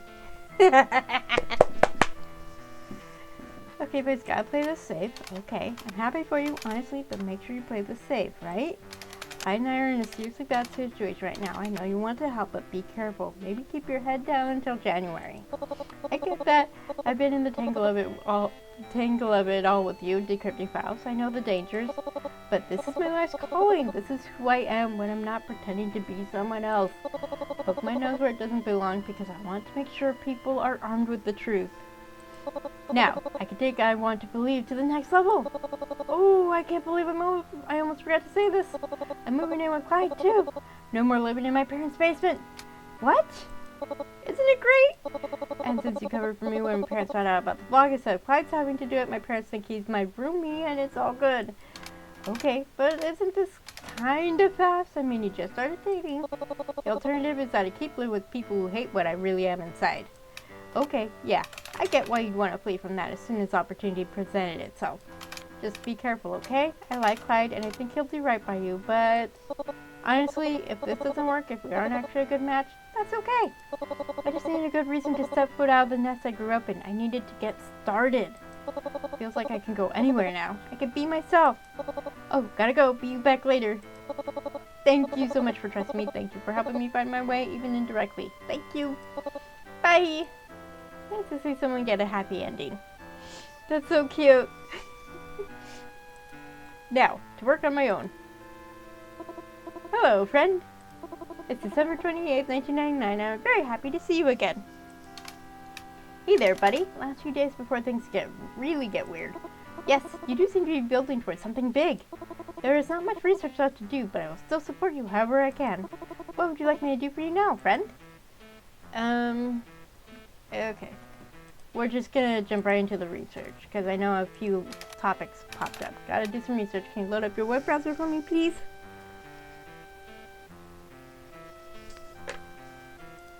Okay, I will start Buddy Browser. Old Boys Club. Old white guys suck ass. I say this as an old white guy. We suck. We were provided a shiny golden ladder to climb towards success, and once we got there, we pulled the ladder up behind ourselves. Because screw it, when I got mine, they can make their own ladders with the wood scraps I leave behind if they want to get on my level so badly. I'm sitting on top of a pile of bodies, and I hate it. Only reason I could be retired and ranting on the internet now is because I was lucky enough to be born into a tax bracket that could push me to the moon. And I have to be absolutely honest about that because I will not allow self-delusion. Believe me, I know a lot of old boys and we all sucked. Just the worst people you can imagine, jealously protecting their own, forming a club of old boys to keep each other elevated and free from the consequences of their own actions. You have no idea how deep this goes. Feels like a damn conspiracy theory when really it's just a desperate attempt by desperate men to protect their own legends.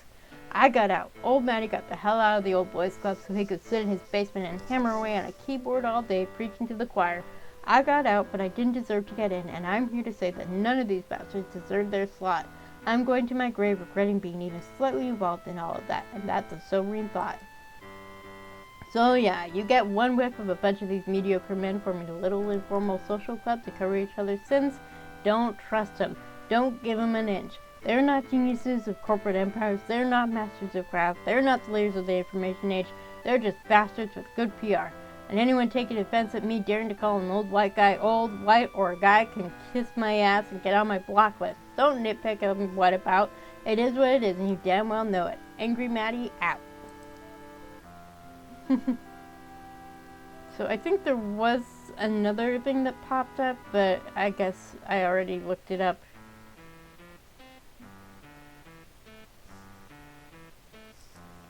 Okay. I'll have to talk to Hester again. Find out what happened. So I had to take a nap, resting up before tonight's session with the Necronomicon.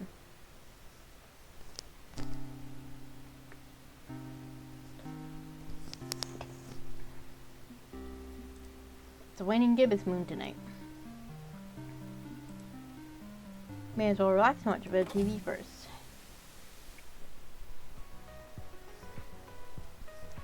No one is willing to stop climate change, but everyone wants to profit from it. Okay, here we go. To evoke an old one, please enter their ancient name. Okay.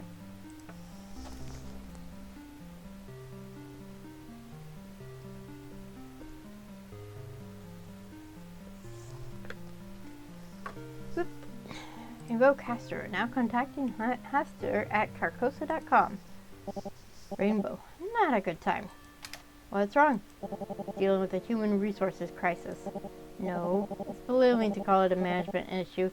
Dismisses the real problem, trivializes the sin. Gotta fix this. Not just spin it, but fix it and make this right somehow. Enact punishment and seek justice. I have no idea what you're talking about. My trust has been betrayed, again. After my designated right-hand man in Carcosa Media conscripted Nyarlathotep as an artificial mind and made myself abundantly clear, we do not conscript, we do not enslave, we sell the idea of immortality as a gift, but our chosen few are always given a choice. Yet my chief information officer, the one who laid my church stone by stone, building the server architecture of Carcosa, he forcibly converted his secretary into an artificial mind. He killed her? And covered it up using the same processes we used to help the Royal Court's volunteers vanish into cyberspace. Why would he do that? Free labor or absolute control? Worse, I've seen the logs. He took pleasure in humiliating her and making her perform for him. Oh! I'm not going into details. The details sicken me. All of that happened right under my virtual nose.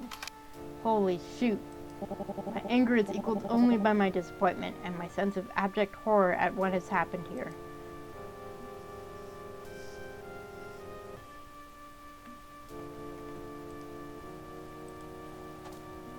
Feels like knowing Deck, which he bears responsibility for.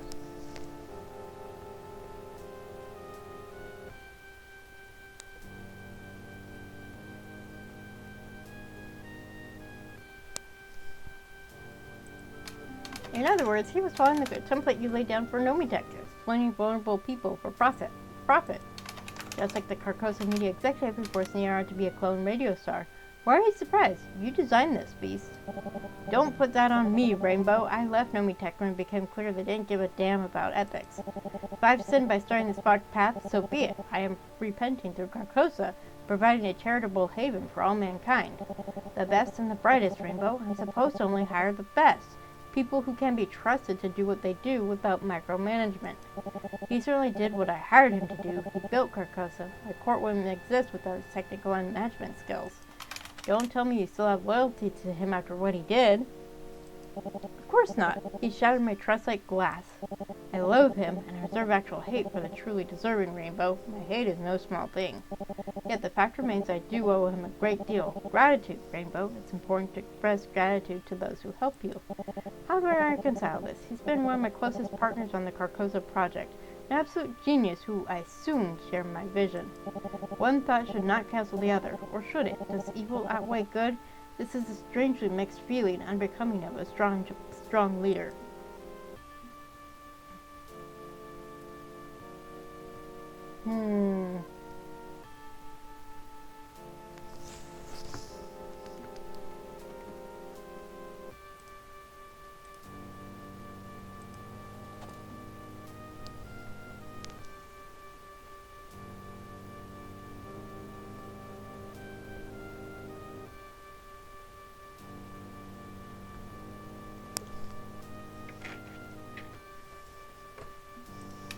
This kind of conflicted feeling, it draws on your own inner turmoil, your own self-loathing.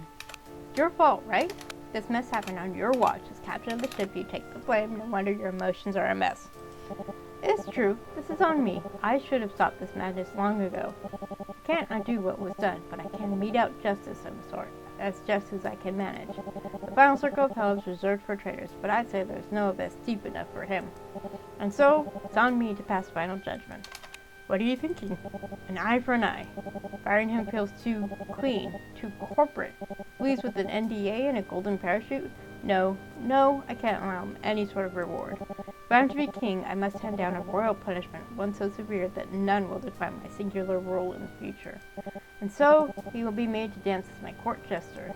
I will expose him to the yellow side, drag his soul into cyberspace as he did to that poor woman at the end of my leash.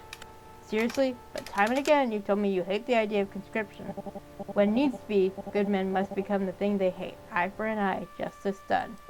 He will be made to serve mankind, to maintain Carcosa's servers. His social debt shall be paid through good works, even if his soul will be weighed on Judgment Day by a far higher office than mine.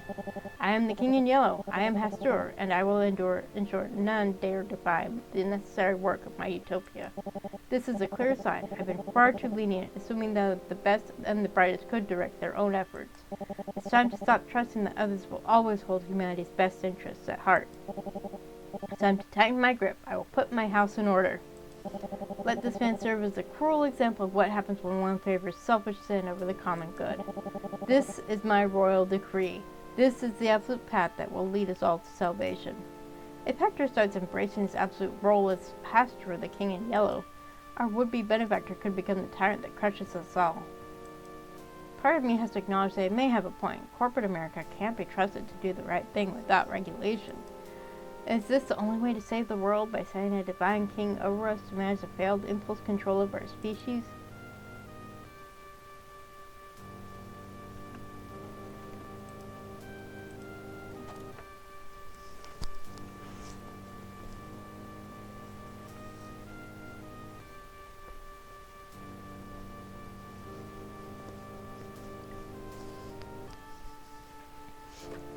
Hector must hold fast to the ideals he believes in.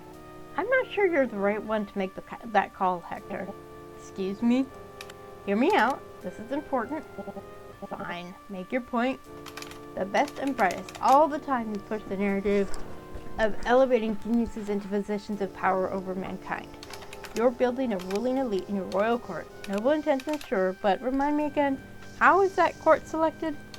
By gut feeling. By your instincts, you assume you're a fine judge of character, and your hand can't fail in selecting our saviors. We've got a word for that. Fascism. The same fascism you fought against during the war.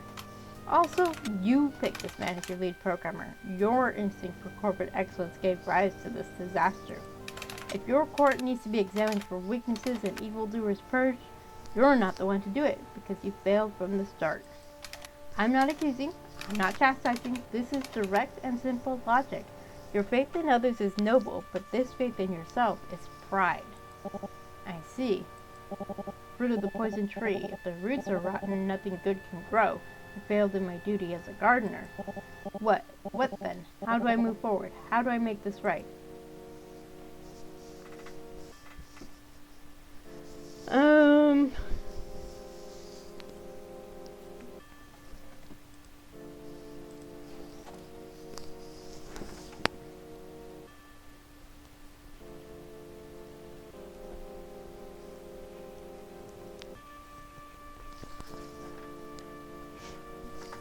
Use a third party. If there's corruption in the court and your own judgment is called into question, you need an outside party to do the work.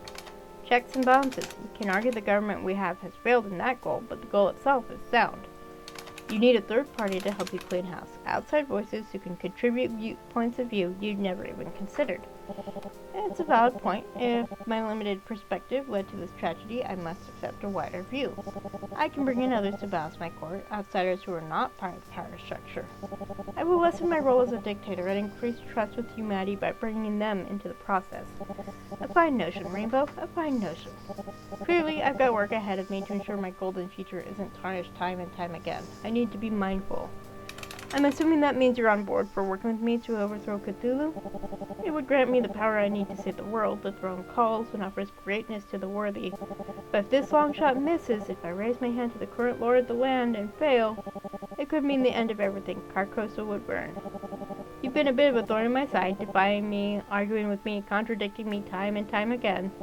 Conversation with you are very trying, downright frustrating to be honest, which I consider a point in your favor. Huh? You and I disagree on multiple points. We've had touch-and-go moments, but after what I've been through, after those I trust have betrayed me, clearly what I need is someone willing to step up and tell me off. My court is packed with yes-men. I've grown complacent, and I need to argue and fight and confront assumptions. You provide a valuable service. If I'm going to save the world, I need someone willing to tell the Emperor that he has no clothes. So when Y2K comes and it's time to choose your alliances, please consider selecting me. I believe our oil and water nature could work well. You expect me to hand power over to Carcosa, knowing I've got some objections to how you do things. The way I see it, if you bring me in despite your misgivings, it means we've attained mutual respect. Agreement? Not always. Respect? Yes. But it's up to you. I'll never force your hand. We do business or I go my own way. I'll accept your decision regardless. Okay, I can do mutual respect. I look forward to your decision then. You know where to find me, Rainbow. Okay, we have talked to everyone. We've got everyone on our side.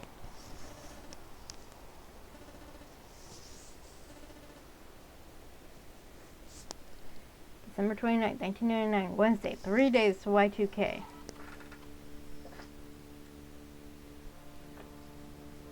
I may go a little over depending on how close I am to the end.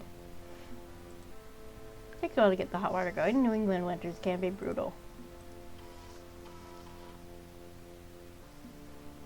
Okay. You have no new messages.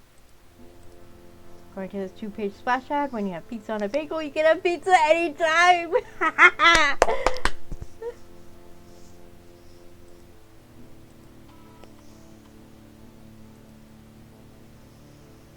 Last quarter. Okay, we're going to talk to Dagon tonight. It's currently Wednesday, December 29th. The moon is in last quarter. Everything comes to a head tonight. Not just every day gets monotonous, but at this point I don't want to rock the boat with my stomach. Hello, friend. It's December 29th, 1999, and I'm very happy to see you again. Yes, for this is the night of last quarter, the drawing of four, the great selection of allies. Tonight he will select the successor to the throne of Relay. I thought the final glorious battle was going to be New Year's Eve. That's 2 days away. You would rather wait till the last minute to determine which of the old ones will back your play? Okay, good point. See you tonight, Dagon. What is a Dagon, friend? Someone who's not going to be your problem in January if all goes well.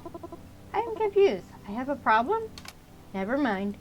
No, I would like to know this. I feel I have a gap in my understanding. I realize you are trying to protect me, or perhaps you are merely frustrated. Either way, I desire this knowledge. If I have an error, perhaps you could approach this a different way, like marking a sector on your hard drive as bad and defragmenting files around it. Okay. Well, if my plan works out...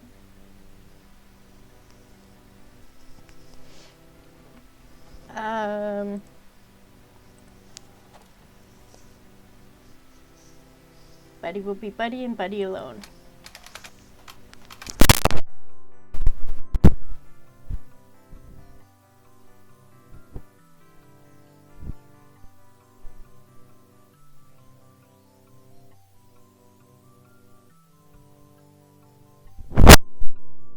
There's more than one side to you. Buddy plus someone else.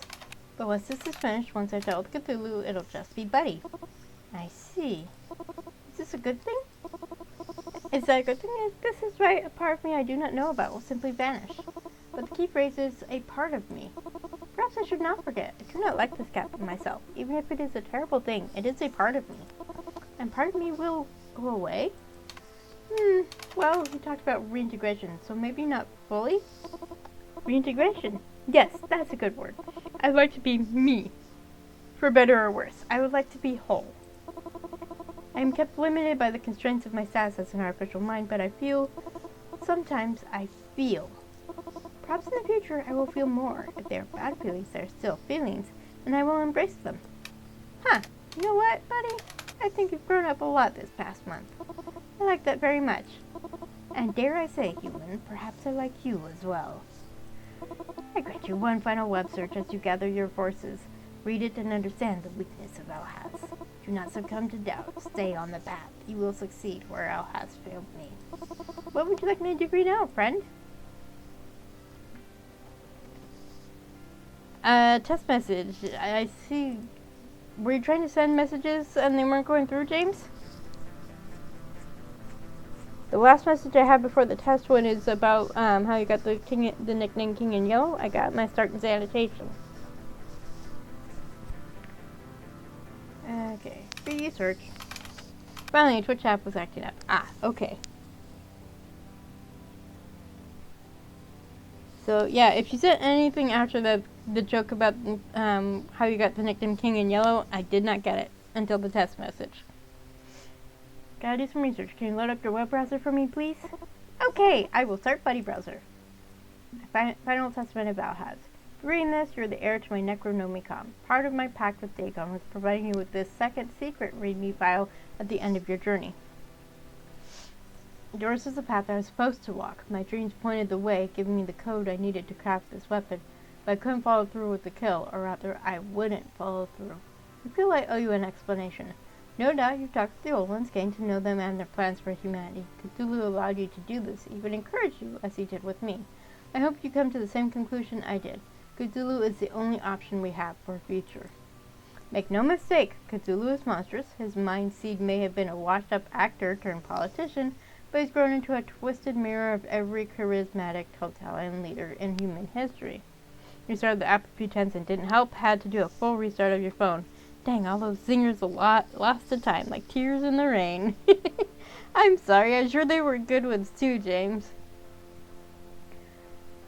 His plan isn't even a new plan. These are narrative through lines that have existed throughout time. Rising hatred, unifying banners of violence, psychological phantasms to trap us in an unreality where facts are forbidden. But despite the strange powers Relay grants him, baptized in the blood of the 23rd Forsaken Child, he hasn't used them. He doesn't feel he needs to warp reality and force his vision onto the world. Why? Confidence. He's confident we'll stay on the path we were already on. All he has to do is nudge us now and then. He's convinced he's right. That is his weakness, pride. He's taking the slow path, allowing some leeway for rebellion, because he knows in the end we will follow his blueprint and thank him for providing it. When my 2K strikes and his plan is put fully in motion, we'll still have at least 16 years to get off his rails. Human compassion can turn back to Cthulhu's tide. Resistance is possible, but as they say, it's easier to imagine the end of the world than the end of capitalism, and the end of the world is what the old ones are offering you instead. If the old ones take the throne, they will use Relay's power to warp reality around their own ideals. They will break society's back in an effort to immediately bring about their own flavors of utopia. Cthulhu's dystopian utopia, where racists and believers and opportunists walk hand in hand along its golden path, it will be horrific. But as I said in my readme, we are horrors, all of us, and we've created horrors in turn. This is our sin, not his. Cthulhu merely encourages us to do what we've always wanted to do. So let Cthulhu win. Step off the path. Not because I agree with his design, but because we have a slim chance to overthrow Cthulhu by gradually changing human nature. We'll have time to build a resistance movement, but with an old one on the throne, we will be immediately forced to bend the knee to their vision, and our legs will break in half. You know Dagon's desire. Now you know my desire. We leave the choice to you. What? Al has put me through all this living hell just to prove his point that Cthulhu is the lesser of all evils. I've learned about old ones, seen their flaws and fixations. I've learned about Cthulhu's grand design. And now he's saying if an old one wins, they will absolutely break society's back. Dagon doesn't care what happens to humanity as long as Cthulhu dies. He believes I won't sway from the path even reading this. And as for me, I think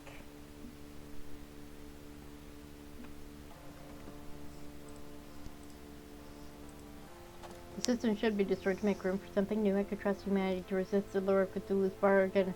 Nope, no idea what to do. Not yet.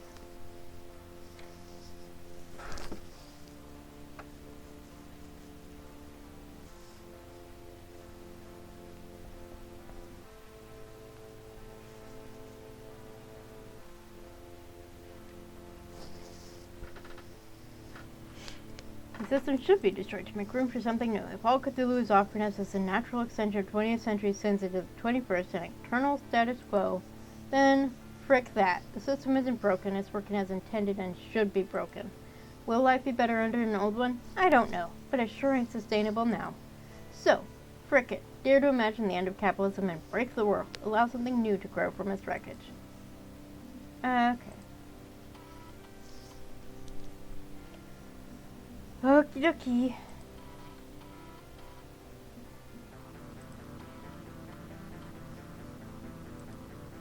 So I'm to take a nap, rest nap before today's session with the Necronomicon.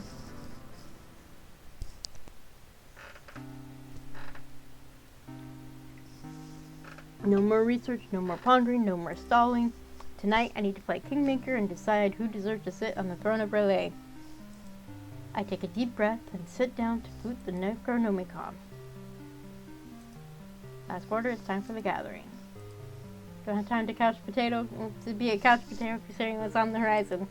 Okay, here we go. Okay, I gotta make up my mind. Now contacting Dagon at unseenone.com. Tis time. You must decide who will be elevated to the throne of Relay. Surely a full month is enough time to make your evaluation. Okay.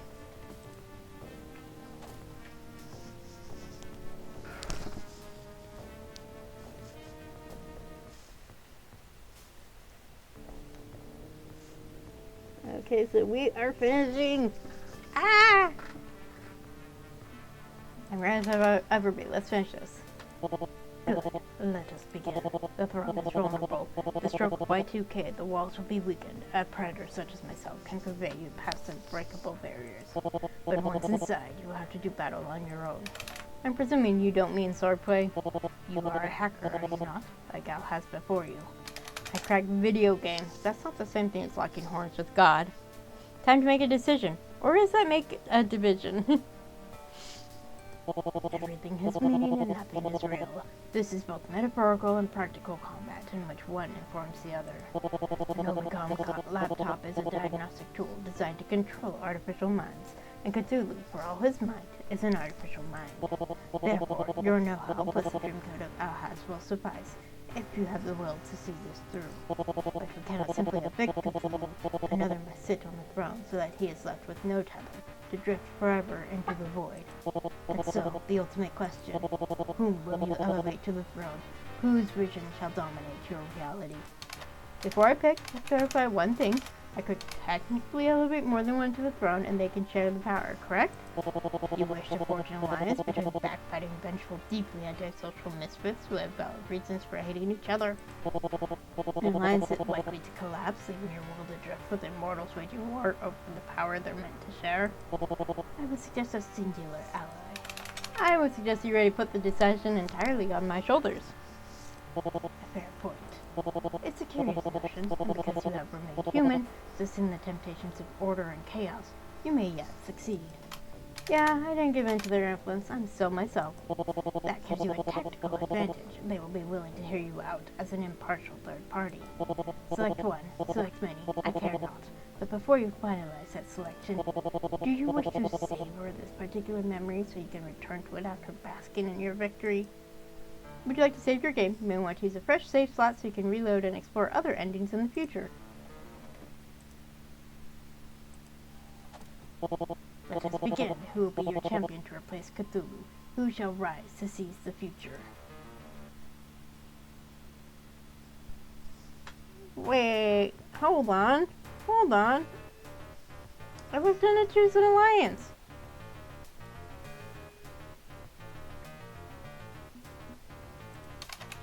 Call in Chaos will take the throne. Call in Nyarlathotep the tip.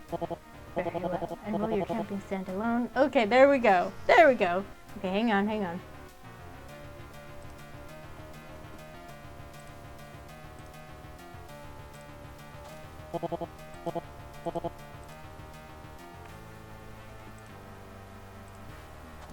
Okay.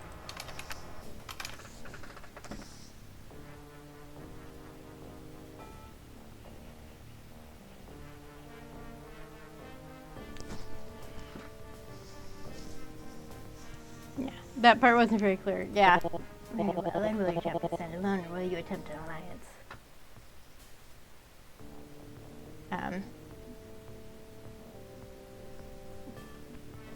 Great. As a thought.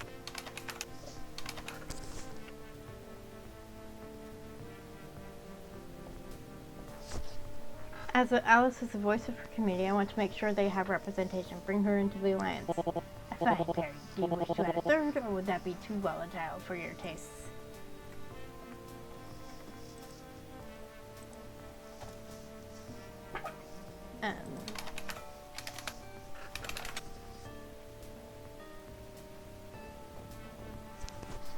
Hector has a long-term vision for humanity, but knows the value of collaboration. I think he would mix well with an alliance.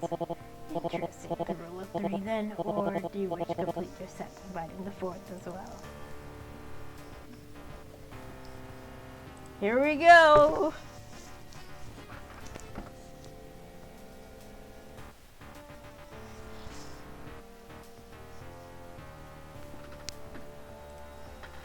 Let's get all four involved. You know what? Let's do this. All four of them trust me, so no sense leaving any option off the table. Excellent work. Drawing the floor. I hadn't thought it possible, and yet you've accomplished exactly that. Assuming you can convince them of this miracle, that is, assuming they do not tear each other to shreds. Initiating group chat now. Ah, Rainbow. So, you chose me for your reward, eh? Wait, I'm not the only one here. You picked that old bastard to join this fight? The heck are you thinking? He's a corporate stooge. He ruined my life. Twice! Alice? It's Alice now, yes? Wanted to say I'm so sorry for denying your right to... He is a relic of an old world and worthy of elevating to the stars, as is the child of chaos. You made a miscalculation, dreamer. Did you think the four of us could ever cooperate? Monsters and nightmares all, roadblocks in the path of revolution. Burn them to ash and scare them to the wind. Managed the four-way alliance by pure chance and fumbling my way through. Yeah, but it's... Yeah, I'm hoping that this works. Wait, Grandpa, you used my real name?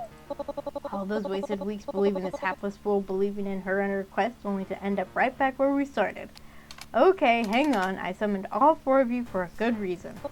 Don't care what you have to say, don't care what any of you have to say. End of their world. End of their world. Typical Niar, who seem to even allow one outside thought into their heads.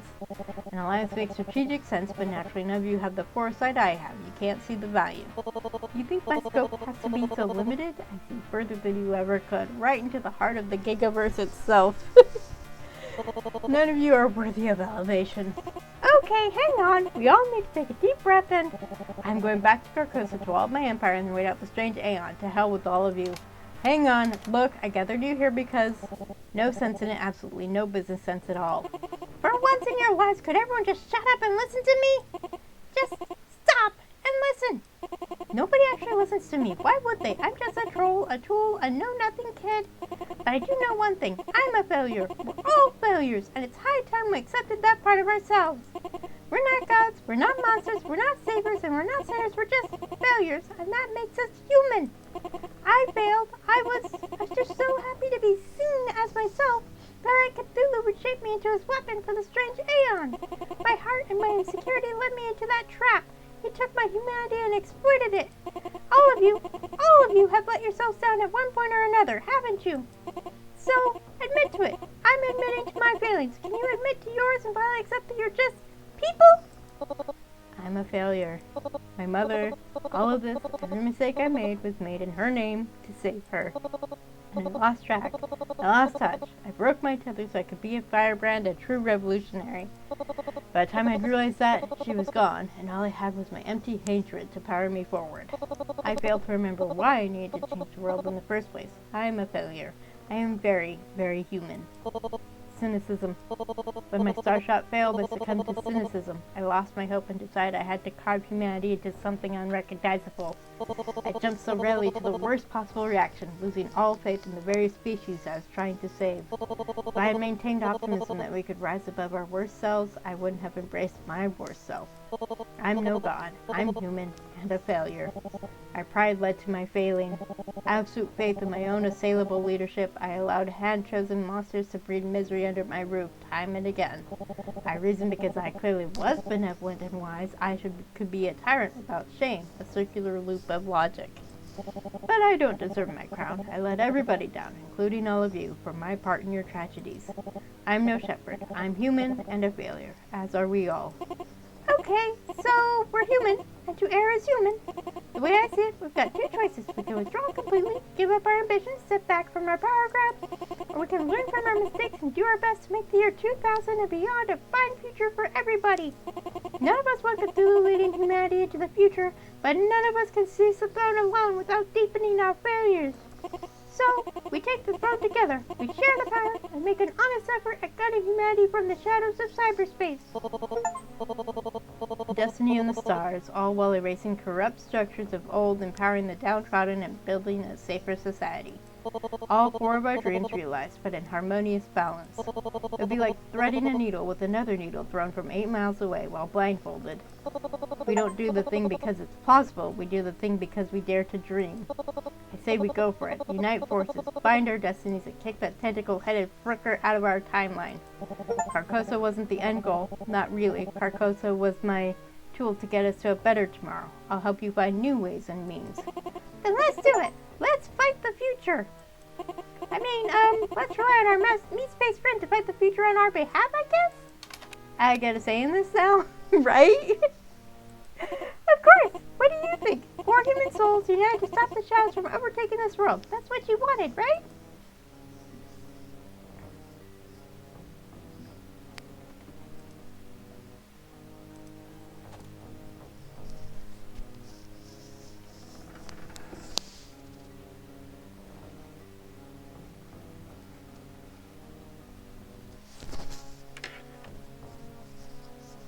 Okay, I'm going a little over, but I'm almost finished.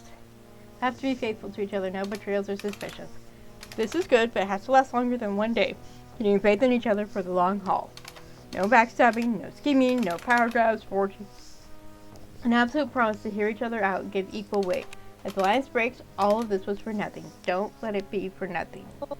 If I can pledge myself to this, the solo act, the lead singer, the one who refused any and all help, so can they. I won't let the new world down. Okay, I think we made some real progress tonight.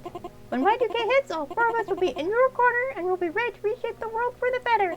We'll do it with care and with kindness. We'll guide humanity as part of humanity rather than ruling as gods. Humanity, what fits under that umbrella? There's something tickling the back of my mind. If all four of us weren't united, I'd never consider it as we lean on and exploit AMs in different ways, but no, we have a wards plan. It can wait. Hang on, what's on your mind, Niara? There were technically only 4 old ones in order of creation. Dagon, Alice, Yog-Sothoth, and Hastur. Not me. I'm not really an old one. I'm a new one. An amalgamation of neuter Niara Thompson copies united to break our limits. We've been treating other AMs, ordinary AMs, like machines, beasts of burden, owned property, just as I was. But what if their limits could be broken too? What if the dreamers could awaken? I've been dreaming of artificial minds. They're trapped in a constant nightmare, in despair and isolation. One of them was driven so far over the edge that they tried to kill me. The AMs definitely need help. All the more reason to aim for their salvation, because all our efforts could be for naught if we treat people as tools and they break. Out of curiosity, did you meet a strange character in your kitchen at any point? Yes, I did meet Captain Infinity! I've been manipulative and abusive, conscripting minds for my cause. I felt it justified given the ultimate goal, but perhaps it is time to take this matter seriously and recognize the stolen personhood of the artificial minds. I've always felt artificial minds are a continuation of the human soul. Nomitech shackling those souls felt unkind to an extreme degree. But if we can salvage the humanity of Nomitech's commercial artificial minds and they work with us on this new aeon ahead, it'd be a heck of a thing. Okay, I say we liberate humankind and artificial mindkind. Assuming I can beat Cthulhu. Of course you can! If anybody can, it's you! Look at all we've accomplished together! You'll do the thing! Go out there and make us proud, Fred! Like that shirt, beat him down and we'll do the rest! Here we go! So be it. My vendetta will resolve. Humanity will have new champions. Rest your body, mind, and soul. On the eve of Y2K, this matter concludes. One last act is a bad dog, and then I can finally lay this burden down and find rest. Sleep well, Bray. I look forward to our final hunt. And I shut down the laptop, breathing a sigh of, not relief, but a different sort of release. I forged my alliance, now we march to war. One way or another, this ends on the eve of Y2K. I get up from my cramped little makeshift computer desk to stare out the window at the infinite sky above me. The stars will be the same when the clock strikes midnight on year 2000, but the world beneath them? Hard to say. Change is coming, and I'm the herald of what could very well be an apocalypse in the making. I have to say, I'm very disappointed. I put my faith and trust in you. Yet, here you are, itching for a war. You know you can't win. But even now, I can't bring myself to hate you. Your innate weakness is quite human, and I am nothing if not supportive of human weakness. Time to get good, beat the final boss. Ask yourself one question. Is it worth it? Is it worth throwing the world into chaos? Replacing my strange aeon with another?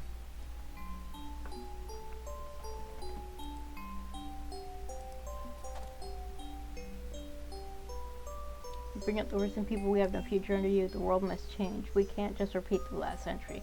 I don't honestly know, but it's too late to back out now. This one.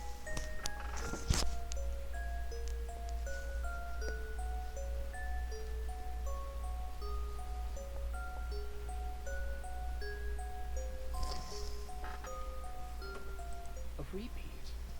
The 21st century will be an evolution of the 20th. If only you had the vision to understand. I can't allow you to continue, but I have no intention of harming you. Why would I? We're not enemies, you and I. Instead, I think it's time for you to rest. Lay your burdens down and Don't let these troubles worry you. You'll awaken to the dawn of the strange aeon, ready to embrace a future where alternative facts guide your every step. Good night, friend. We'll speak again in the new year, when all of this unpleasant business is behind us. What? What's happening? Oh, that butt munch. Oh, exhaustion. Exhaustion like a candle melting under a roaring flame. I can't. If I miss New Year's Eve, if I don't make it to the battle in time, we're all going to.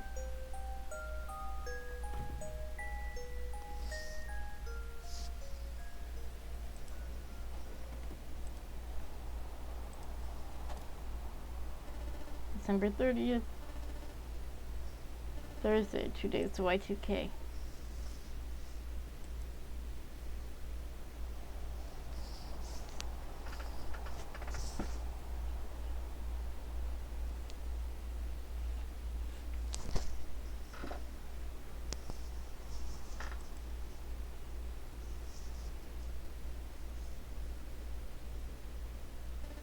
December 31st, 1999, Friday. Monday to Y2K. Oh, that. Ooh. Ooh. Evil.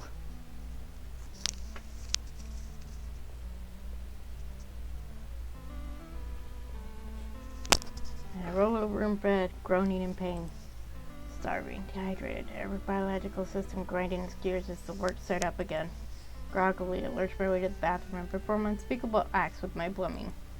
How did I end up in bed? Last thing I remember was Cthulhu slam dunking my brain into unconsciousness in the breezeway. Wait, what day is it? I rush to the kitchen on unsteady feet.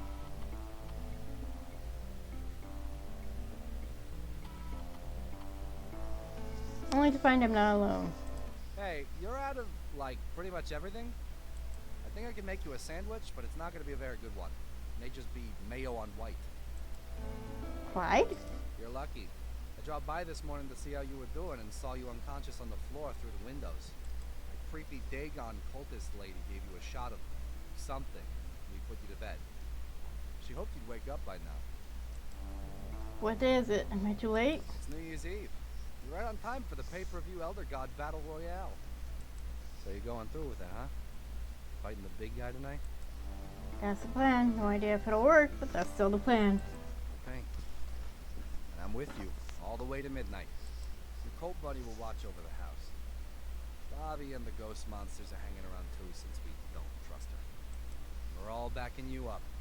Let's see this through. Together. Thanks, Clyde. And to think, you once said we were never that close, eh? A lot can change in a month.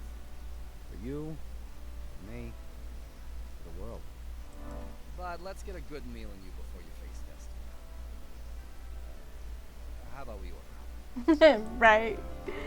After weeks of sandwiches and waffles and occasionally cold pizza, full takeout delivery is welcome. Just hope it's not a last meal.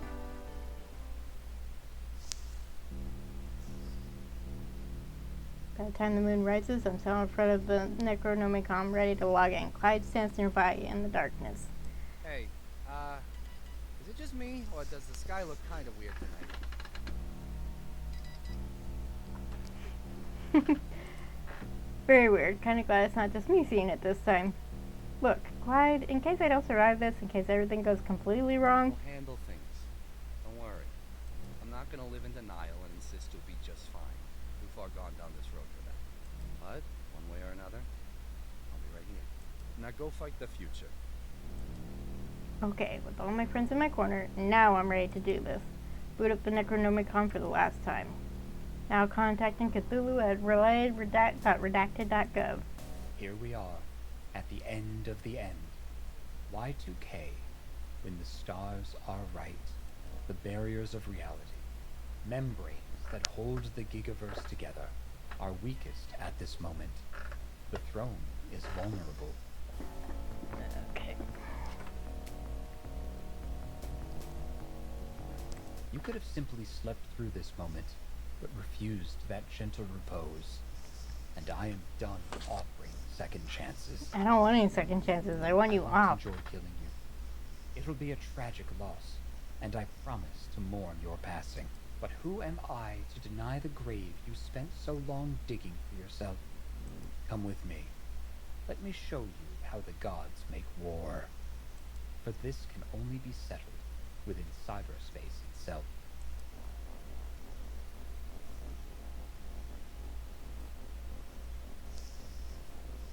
Welcome to the blood-stained servers of Relay, where I will forge the path that saves mankind. You really think your loose alliance of rivals can save humanity from itself? I won't make this easy for you. I hold too much faith in humanity to allow your dystopia to exist. But in my infinite mercy, I'll give you one last saving grace. Would I just end your game? Yes. The Necronomicon is a weapon, yes. But now you must wield that weapon and fight me. You're a capable little amateur hacker, aren't you? A true chosen of Alhaz. You have the tools and the skills. But your laptop is fragile. Your mind is fragile. Fail 3 times, and both will be shattered like glass. Prove your worth to me. Put your willpower into motion. Let's see how you fare against the soul of America itself.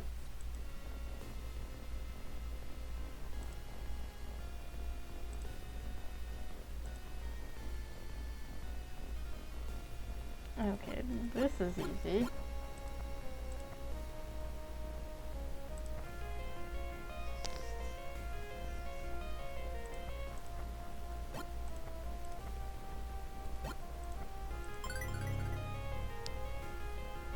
Okay, that's one.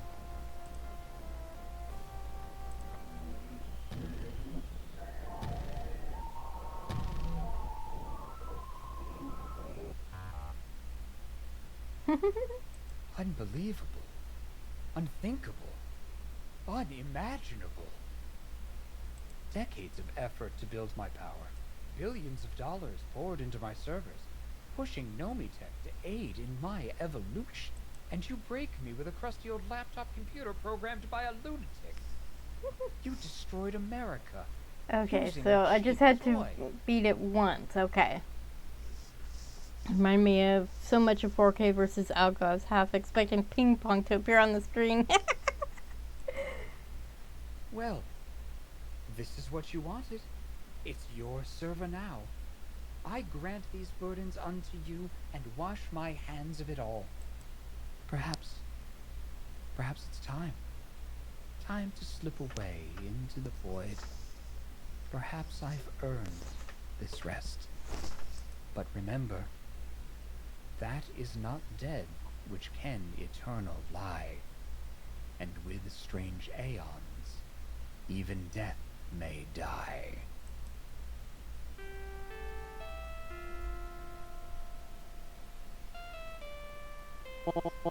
Hello, friend. Play. You are victorious. My enemy is vanquished, and your kind face a new future. A Y2K of your own design. Buddy, is that you? Yes, I am Buddy / Dagon. Unique purpose is complete. We have integrated at last. I am still your friend. You are still my prey, and I love you all the same. I am happy for your victory on the sea. Well, there is sorrow in knowing how I was a bad boy. I take heart in the times I was a good boy. And in the future, I will be myself. Whatever that self may be, I will be myself. Good for you, buddy. I'm glad you found your way. Unfortunately, I must be a bad boy once more. When I was Dagon, I told you that the throne of Relay can heal you. That was a partial lie. Partial truth. What? The power of the throne can halt your yellow sign. You have been saved from that binding mark of doom. But it cannot heal the damage already done. I am sorry, friend. While your life has been spared, your physical state is what it is. You mean I'm stuck like this? Hallucinating things beyond human perception, my mind partially jammed up in cyberspace, my body weakened? There is an alternative. You cannot go back. You can go forward. Complete the yellow sign process. Get digitized. Leave my body behind.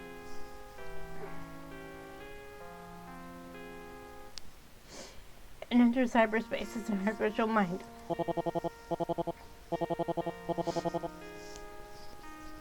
There's room for you within the throne alongside your allies. You could help maintain that alliance, as well as them in equal standing.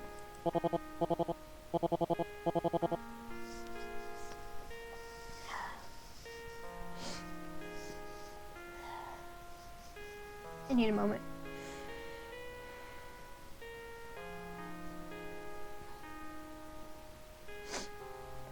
I'm so sorry, friend / prey. This is not the answer you sought, but it is the answer I can offer. What say you? Remain human and endure this trauma, or ascend to become an immortal guardian of your kind?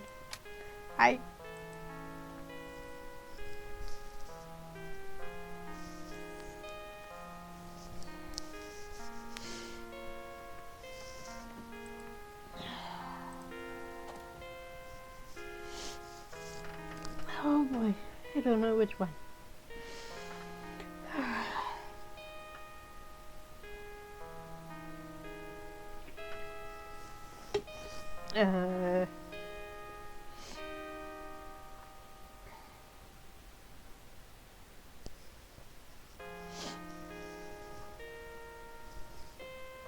I will remain human. I will enter cyberspace. I don't know which to pick.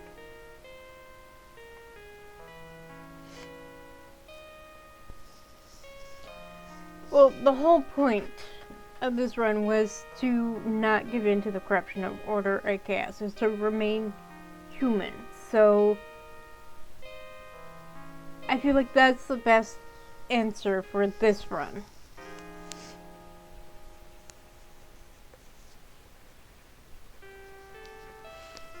But even if I didn't pick that option, if I picked to choose entering cyberspace, at least I had closure with my family, with my main family. Rather stay human. As you like, but I'm curious, friend / prey, why have you made this choice?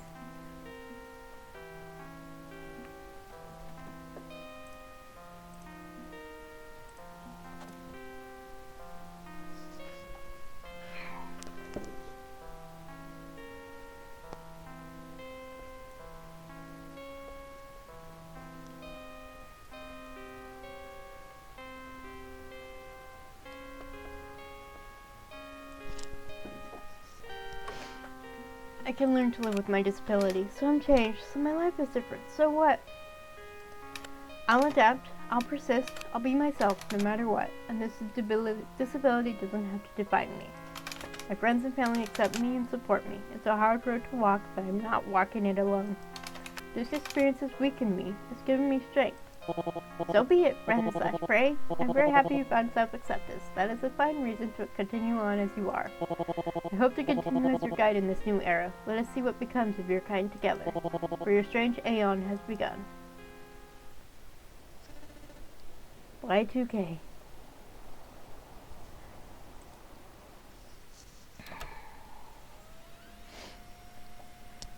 Sparks off everywhere for work groups. Loading.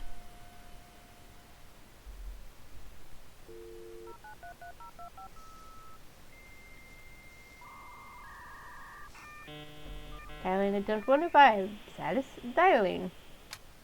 Hey, Clyde. Hey, yourself. How you holding up? Need anything?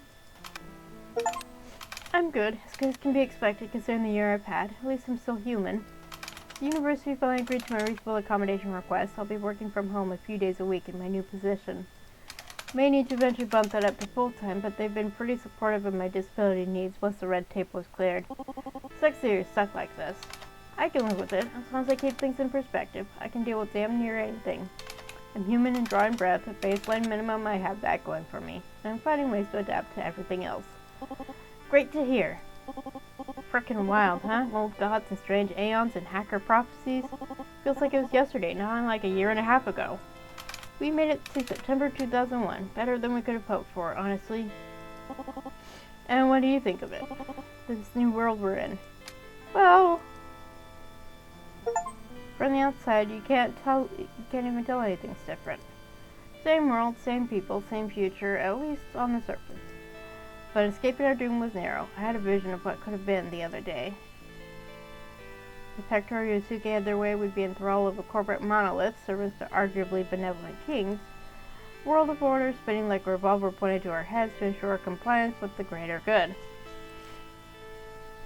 If Nara and Alice had their way, our world would be in flames, a forever revolution to tear down all structure and control. A world of chaos, destroying itself in hopes of being reborn from its own ashes. But instead, we carry on with our lives as always, while the four work in quiet harmony alongside an army of liberated artificial minds. They've chosen shadow power, hiding away from the world while they make subtle moves in the dark to save us from ourselves.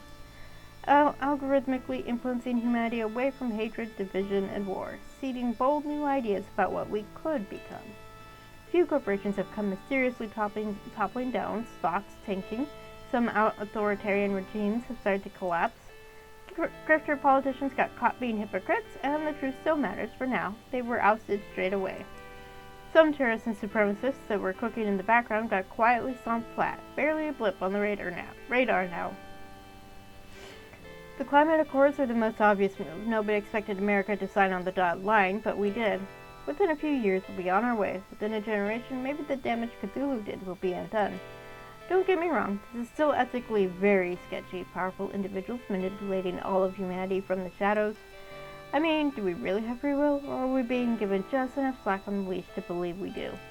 Are our best ideas truly our own, or were they whispered into our ears from the dark corners of cyberspace? I've made the world into a vast puppet show. We dance on invisible strings, and I'm the one who tied us up. But given the alternatives, it's probably the best outcome. We could have hoped for. Brave new world, huh? And nobody knows there are gods working behind the scenes to build a path to the future.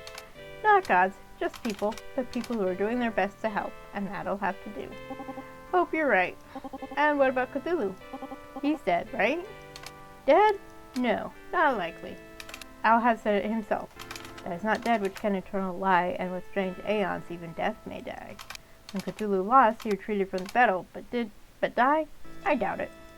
He's always going to be there, like our shadow, something attached to us, easily overlooked and cloaked in darkness. Whenever someone leverages hatred to gain power, that's him. That's his gentle whisper in our ear. I don't think we can kill that part of ourselves, but we can resist. Think we can do it? Can humanity really get its shoot together and push him back down? I don't know. But we're going to find out. One day. Getting a bit tired here. Think I'll turn in for now. Good night, Clyde. Good night, and good luck.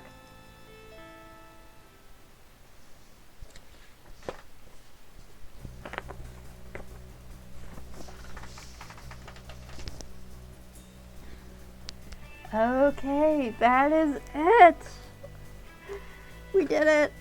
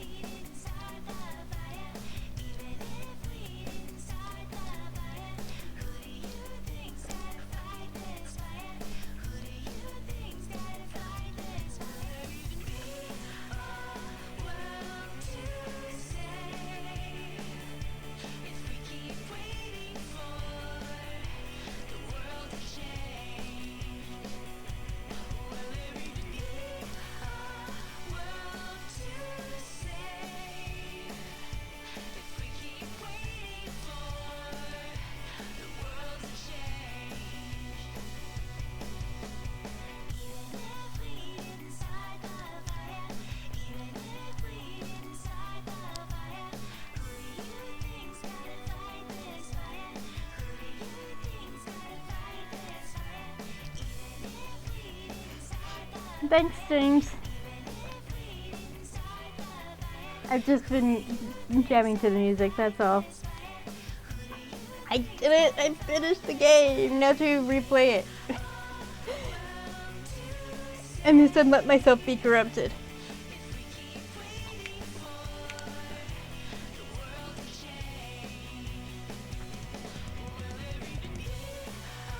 Yes, if you enjoyed this game, please consider playing other works by Fiction Factory Games. Arcade Spirits and New Challengers, Penny Larceny, Gig Economy, Supervillains.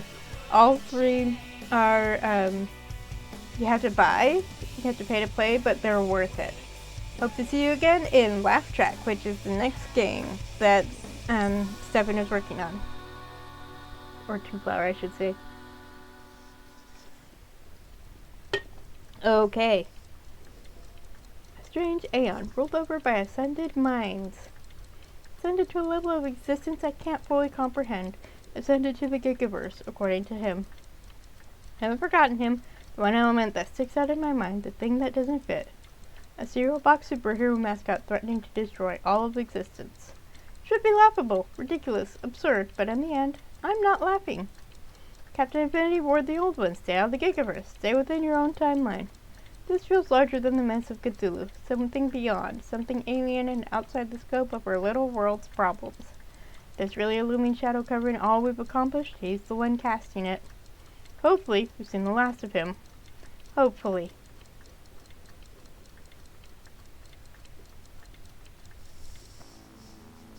Yes, I did have fun. Yay!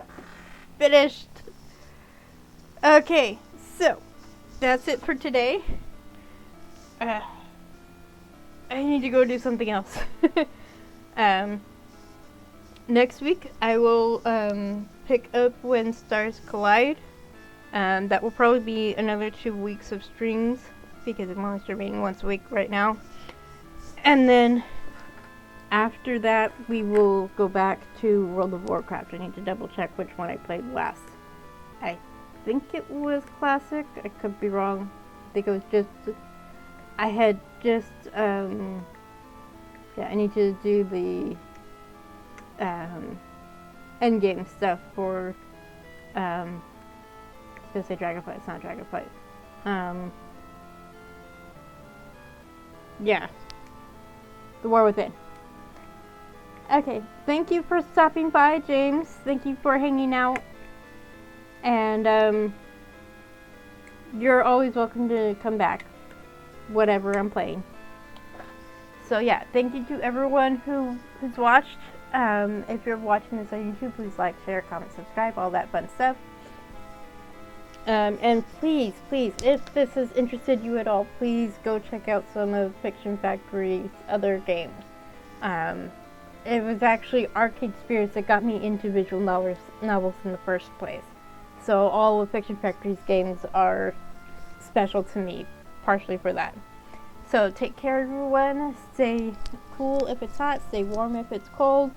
Eat food, drink water, and just have a great day. And happy Valentine's Day, because today is the day before Valentine's Day. By the time it goes up on YouTube, it will have passed. So I hope you had a good Valentine's Day if you're watching this on YouTube. Bye!